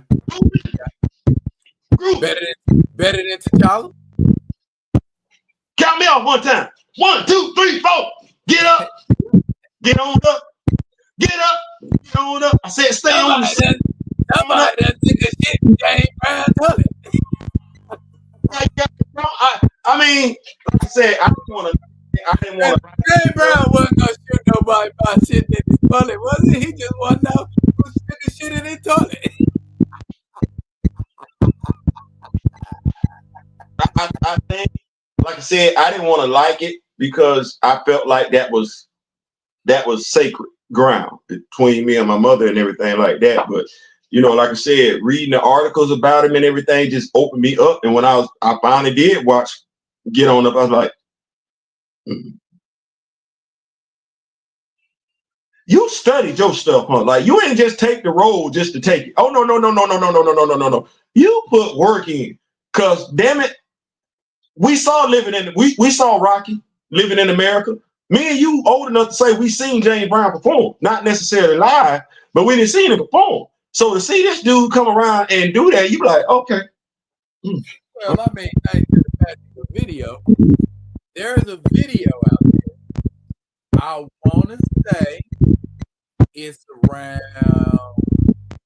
The video ain't that old, but the footage in the video is from like I want to say 72, 73, somewhere around that time, and James Brown is showing whoever's filming the video different dance. And he's doing the dance. You know, James Brown could do the robot. James Brown was killing the robot. And a couple other ones too. And I'm like, man, James Brown don't just dance. Give me one second. You got to be a dancer if you inspire somebody like Michael. You got to be. Give me 1 second, big bro. I'll be right back. Go right ahead. Great, you say he killed it as James Brown. Did he kill it as James Brown or did he kill it as T'Challa?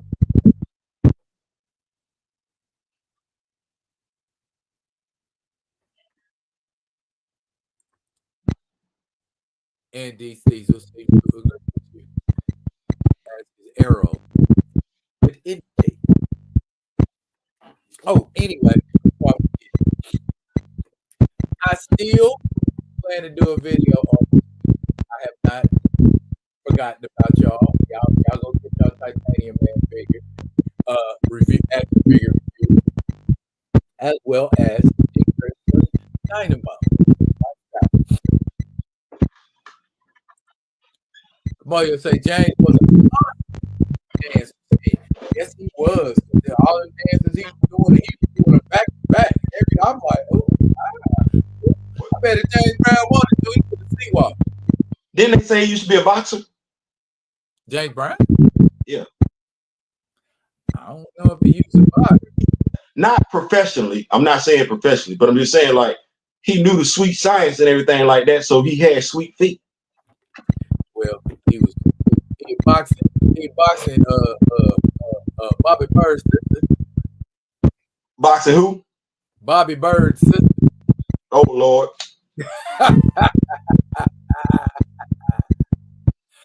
Oh. Kamaya say, I feel that the other roles were a natural progression to Scholar. Aldous and Damson are on similar trajectories. Okay. I can see that. Well, you know what he said. I saw an interview. I saw an interview of his. And he was being asked, does he give a lot of thought to the roles that he takes? Does he just take any role? And he said he doesn't take the I can't read, can't drive, can't swim role. Yeah, And I can see that. And it made me think about something that Michael J. White spoke about, which made me think about what Aldous Hodge just said recently in his interview. Okay. If you listen to the sentiments of all three, they talk about how important it is to portray a strong male on screen, a strong black male, not the black male that's just going to do whatever, look stupid and everything like that. Michael J. White said that. And then when you listen to what Aldous Hodge was saying, our stories, it can't necessarily be trusted in everybody's hands. You know, everybody ain't everybody. And that's even telling even amongst us. Not all from the culture. And I think that's those of us that are not from the culture, they made a conscious choice not to be from the culture. Well, they can't speak for the culture then. If you're not part of the culture, it's almost like, what could Eminem, Marshall Mathers? He's from our culture. You looking at Marshall Mathers to speak on what in regards to being a blue collar, I'm gonna say a white collar worker. That's he ain't that. That ain't he from the streets, the same streets as us. So I think when you look at Chadwick Boseman, was it a natural progression?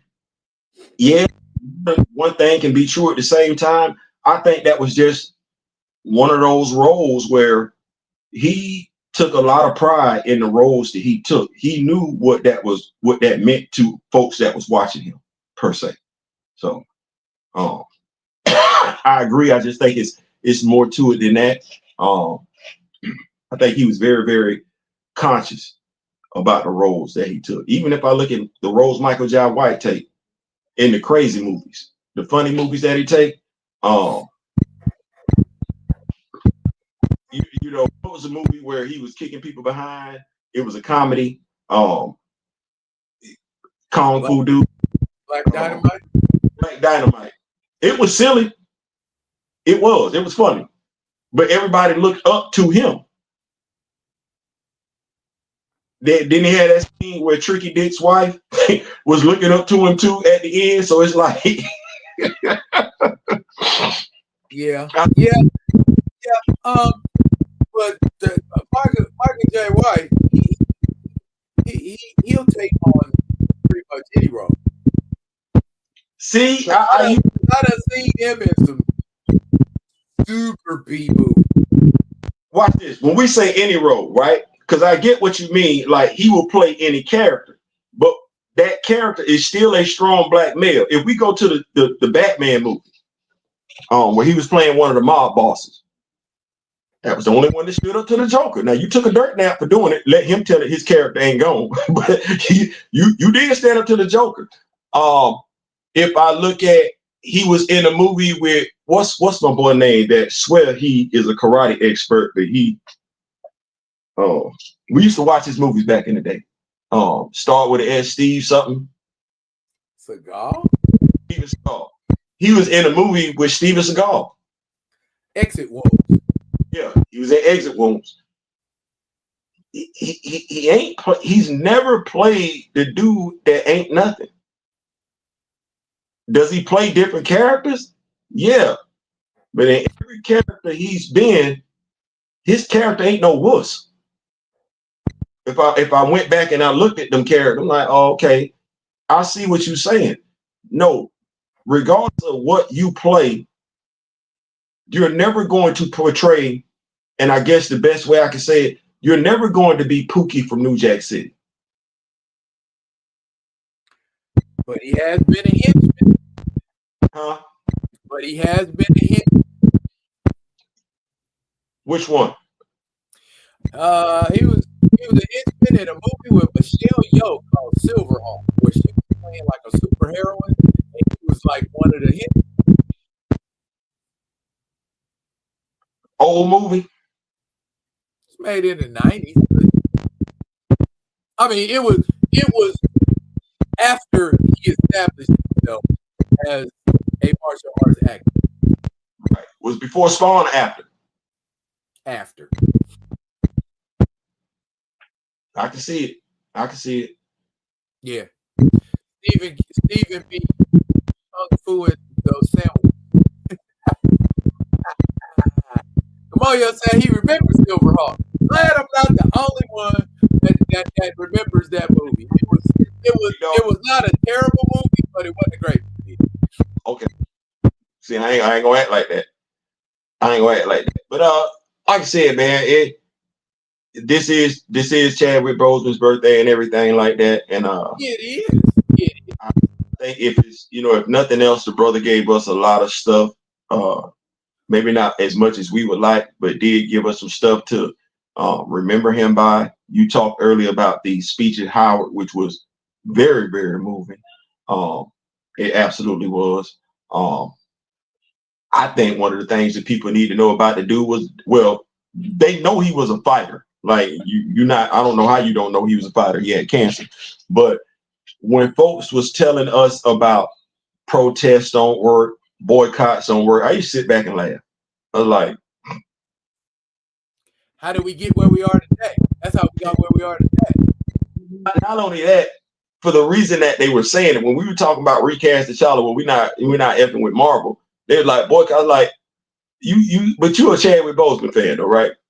Like, that's why I would be laughing. I was like, you're a Chadwick Boseman fan, but you really finna tell people that boycotts and protests don't work. The dude that you literally say you're a fan for with a boycott and or protest. So you don't like him like you said. You ain't a fan of him. You just like him. That's all. Exactly. And my thing about that is, somebody who done told you they 10 toes down for the cause, done showed you they 10 toes down for the cause, and you still don't think they down for the cause. Say that last part again. You said on what? And you still don't think they down for the cause. That's a you problem. Is what I think people like that, they have trouble processing what's real and what ain't. And that's why we get a lot of people walking around with cognitive dissonance, because they have difficulty processing what's real and what ain't.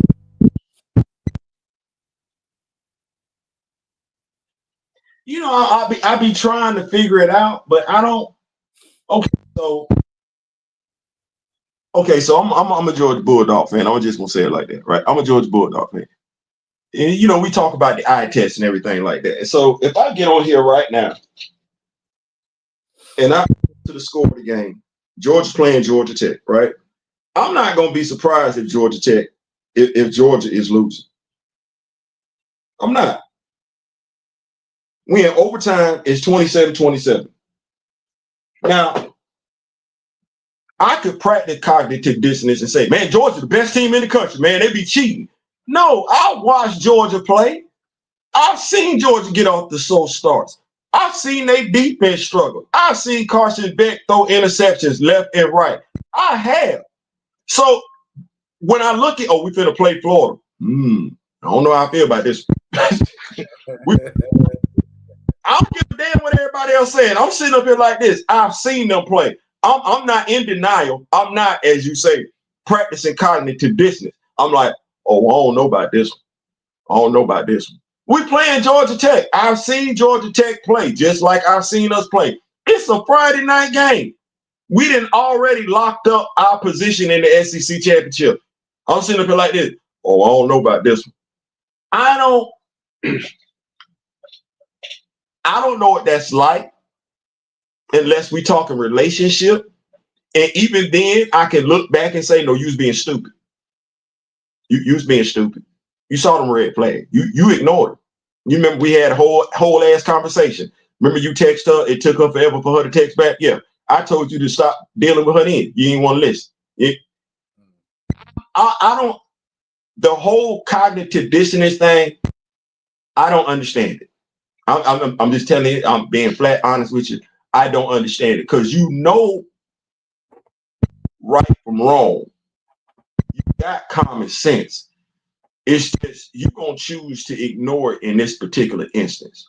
Why? Cognitive dissonance is It's like what? Cognitive dissonance is psychological. I'm glad I ain't got it then. I ain't seen me and do you know what the triggering factor is? Said, do I know what now? You know what the triggering factor of cognitive dissonance is, or one of them? What? Give it to me, big dog. Trauma. Now, how are people watching movies about fictional characters having trauma about it?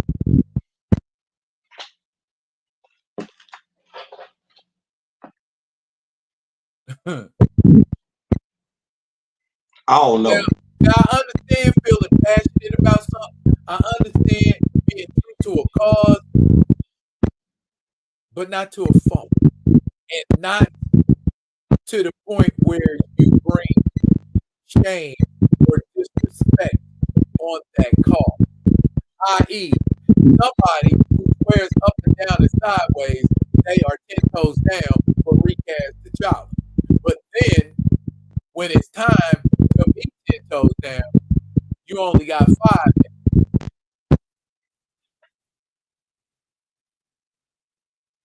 And because notice you only have 5 down and not 10, you want to be traumatized by your own actions.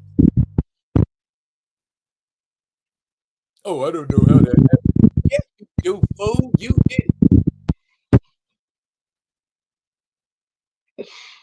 I mean, I don't know. All I know is this: I'm the person that don't even like using it. I'm the person that don't even like the color orange during college football season. That's because there's too many people that Georgia got rivalry with that wear orange. I don't even like wearing blue during college football season. I don't. So, okay. What I'm saying is that I don't know how people make their decision, because if you like something, if you for something, I would think you like it and you for it. I don't know how not to be. If I'm not in it, I'm not in it. When me and you had a conversation, we were talking about Absolute Batman. You said you ain't too particular care for it. I said, okay, that's cool. And you said you was rocking with Absolute Wonder Woman. Once again, I said, okay, that's cool. I'm not. I ain't finna act like I'm all that with the Absolute. I'm rocking with Bruce. I'm rocking. See, I'm rocking with Bruce. You got Diana. I'm not finna act like I know more than you do. Absolute Wonder Woman. I'm finna shut up and just. Okay. I don't understand wanting to put on for the gram.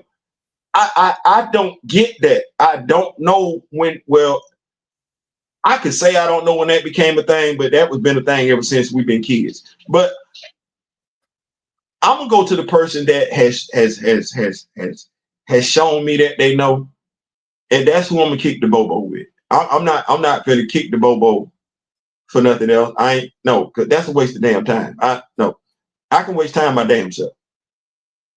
Huh. Okay. Gray says the irony is that a boycott happened organically because of the projects Marvel put out dipped in quality, with people only showing up surefire hits when they used to go all of them. I cannot argue with that logic because I feel the exact same way. I think you know what cognitive dissonance is. Cognitive dissonance is the same people that made the DC animated universe a thing. And when I'm not talking about the people that made it, because they did it. It was the comic book fans that appreciated what they were doing. Yeah, nothing to say about the comic book fans then. Well, this latest slate of DC animation projects sucked ass. The comic book fan did not get blamed. And mind you, these 3 movies were named after a very, very prominent comic book art. Comic book fan like that is not Crisis on Infinite Earth. Stop that lie. DC did not blame the comic book fan for their piss poor project. They said, you know what? We effed up. We gonna shelf this. We'll come back. Marvel did the exact same. Ironically enough, Marvel did the same thing Hasbro be doing, insulting their damn fan base. Like, you a superhero company. Damn all that. Well, we do movies. You do superhero related stuff. That's what that is. And you need the superhero fan to be successful. That's what that is. That's why they don't understand that they alienated an entire demographic when they said we're gonna do what we want to do as opposed to what we should. Right. Now here's the thing. The casual fan ain't necessarily taking a whole damn family, renting out the damn movie theater for something they just a casual of. No, it's the hardcore fan. And we not watching any damn thing. We sitting up there like, oh no, that ain't it. We ain't going, spouses ain't going, kids ain't going, friends ain't going. We telling everybody we can. That's crap. And because they know us to be the comic book expert, just like somebody is the football expert, just like somebody is the wrestling expert, just like somebody is the Beyonce expert, just like somebody is the Drake expert, just like somebody is the Kendrick Lamar expert. They checking for the expert. And when the experts say no, they're not going.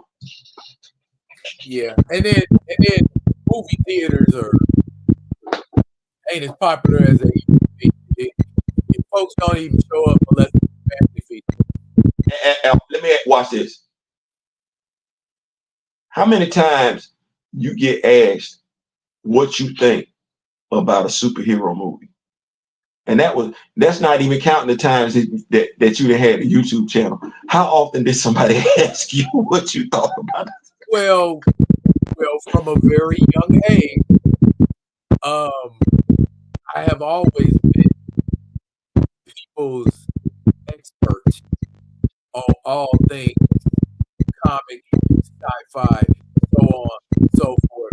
And so if they ain't 100% sure, I've had people call me on this back when you had to pay for it in your phone bill.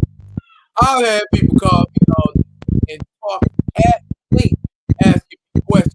So this, so that. I was talking to somebody and they said blah blah blah blah blah. So I decided to call you to make sure they know what they're talking about. And then after you hear my dissertation, then you're like, oh, I'm have to go back and tell that fool what. And I'm still doing it today. So what sense it made for Marvel to alienate you?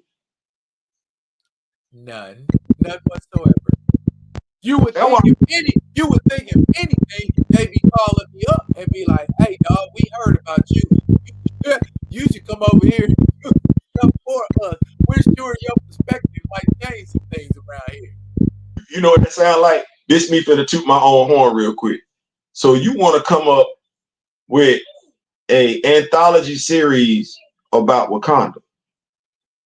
And instead of looking at the playlist that says Legends of Wakanda, because legends would mean they is history, they're historical characters. You would rather, it's 16 videos over there. You said you was gonna do 16 episodes. You would rather create brand new characters nobody's ever heard of, thus nobody cares for, because they're not attached to them.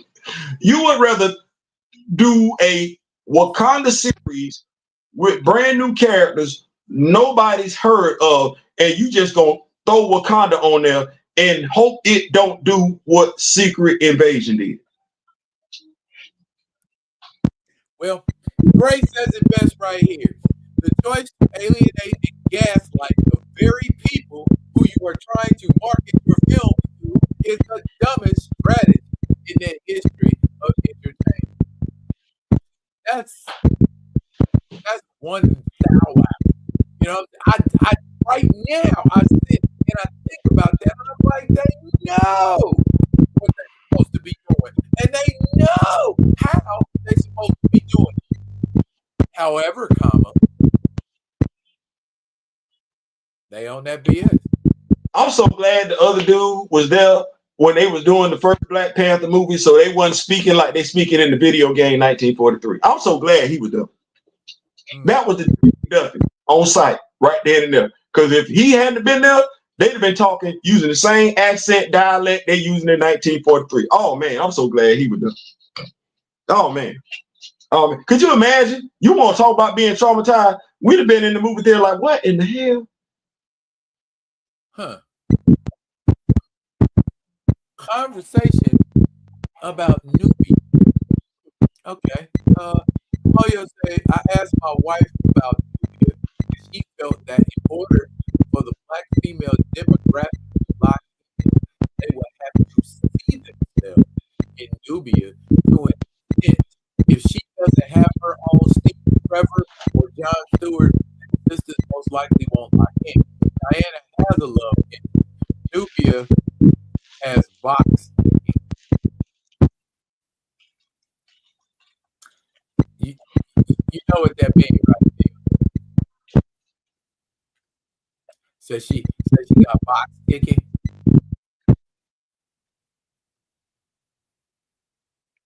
Nubia has box ticking. Oh, never mind. She's a lesbian. There you go. I'm slow on the uptake. I'm sorry. That's all right. That's why I paused and we did section identity. I mean, you know what? He's saying for the Black female. I know what he's saying. I know what he's saying. I'm right there with him because I'm like, okay, you and I have said it before. The number one demographic when it comes to comic books is the European male, the white male. That's just what that is. And so what you and I have seen is we want to embrace different demographic, but there's a right way and a wrong way to do it. You if you feel what I'm saying.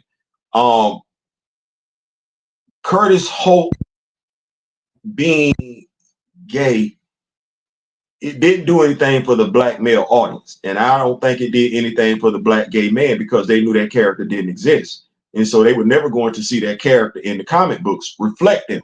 So it was a disingenuous move. And then he was the stereotypical gay dude. He was smart, but he was weak. He was damn near the path. Flamboyant. Yeah, that part. So you made him what you thought to be what a Black gay superhero should have been. So that doesn't play well. When you look at Nubia, you want to give Black women their own version of Diana Prince. Well, you have to give them their own version of Diana Prince. Giving them a version of Diana Prince that's a lesbian is not giving them a version of Diana Prince. No, you should have gave them their own version of Diana Prince and their own version of Steve Trevor.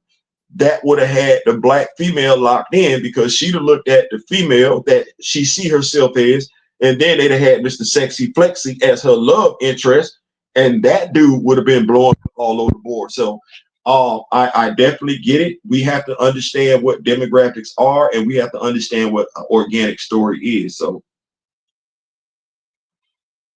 and I feel like it was done purposely. Like you had all the opportunity in the world to create a backstory for Nubia. She been around since the 70s, and you just let her just kind of sit around for like 20 years before you even thought you seriously do anything for her. So to me, that says it was at least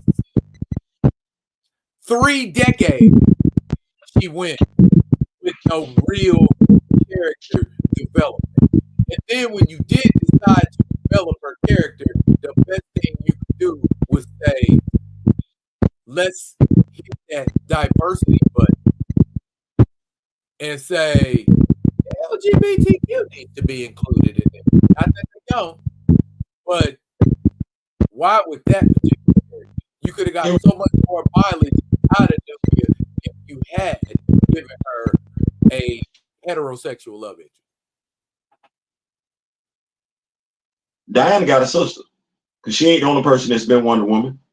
Why wasn't Artemis gay? Technically, there's Artemis, isn't Artemis a gay character?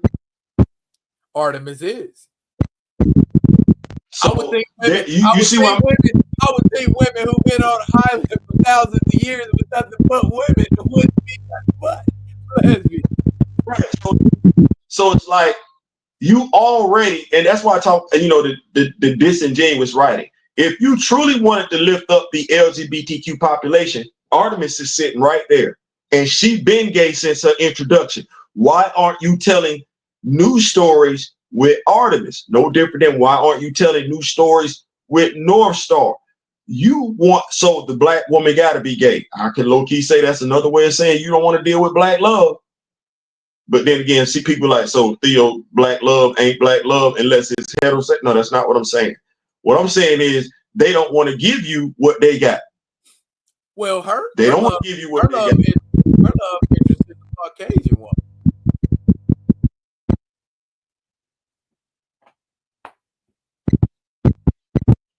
Watch this. If we wanted to do that dynamic, you ready? Why couldn't Nubia, here we go, you ready? Why couldn't Nubia be heterosexual? And Artemis, since we believe in interracial relationships, that's the newest thing we're doing. That's the latest, greatest trend now. Why couldn't Artemis be in an interracial relationship with a black woman? Is it Jefferson Pierce's daughter in an interracial relationship with an Asian woman? Grace Choi? And we didn't play with it like that. Why? Because Jefferson is in a heterosexual relationship. Jefferson's youngest daughter is heterosexual. We still managed to put everybody on the screen. And I think that's the other reason. Nubia disappeared because no differently with Icon. They feel like Nubia takes away.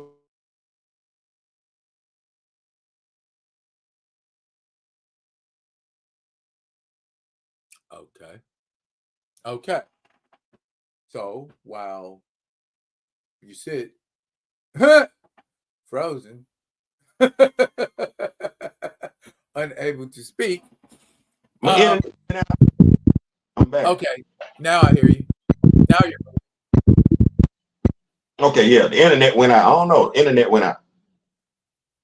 Oh, let's take some of these comments. Grace says, Marvel, this is what we're doing. You're just gonna have to get over the fan. You speak up like you don't require my money. Let me help you with that. Good day, sir. Period. No $2, no dollar. Same thing. Y'all see what I got? I got a couple of video games. I got stuff to keep me occupied. Clearly, I ain't gonna be going to the movies or buying no action figures no time soon. Well, there you go. He said, my wife said that's like the daughter on Black Lives. Yeah, I guess.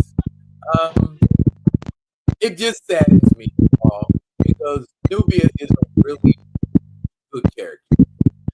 And I think maybe that she started out as a Wonder Woman clone, but kind of found her own lane, if that makes sense. And I think making her the queen of the Amazon is a good thing.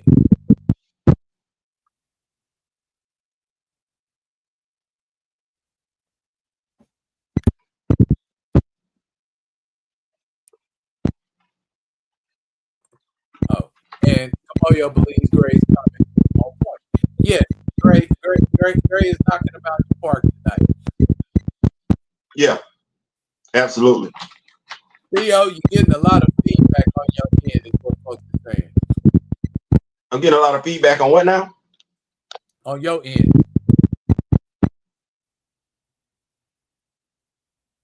You know what I'm thinking about trying? Headsets. Maybe headsets. I'm gonna do that next time. Will help with the feedback. You don't get all of that every time somebody talks. So yeah, This all I got, dog. Let's you got something. No, man. I mean, this was his birthday. It is. You got a few more minutes, 13 minutes before it's up.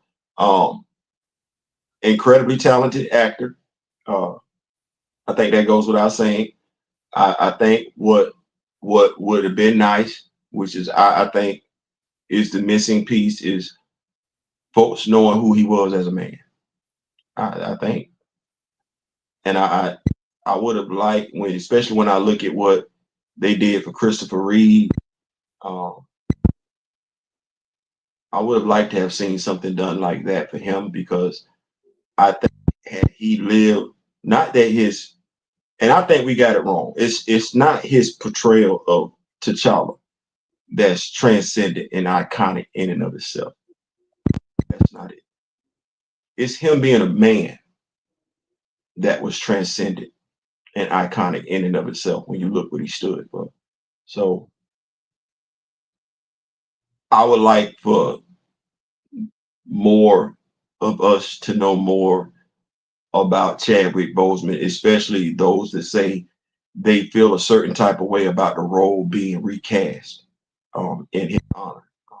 I think that would be beneficial for us as a people, not just for Black Panther fans, but us as a people. So,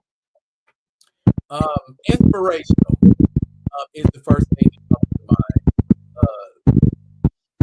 When I hear about the things that he did, not as an actor, but just like you said, as a man, I don't think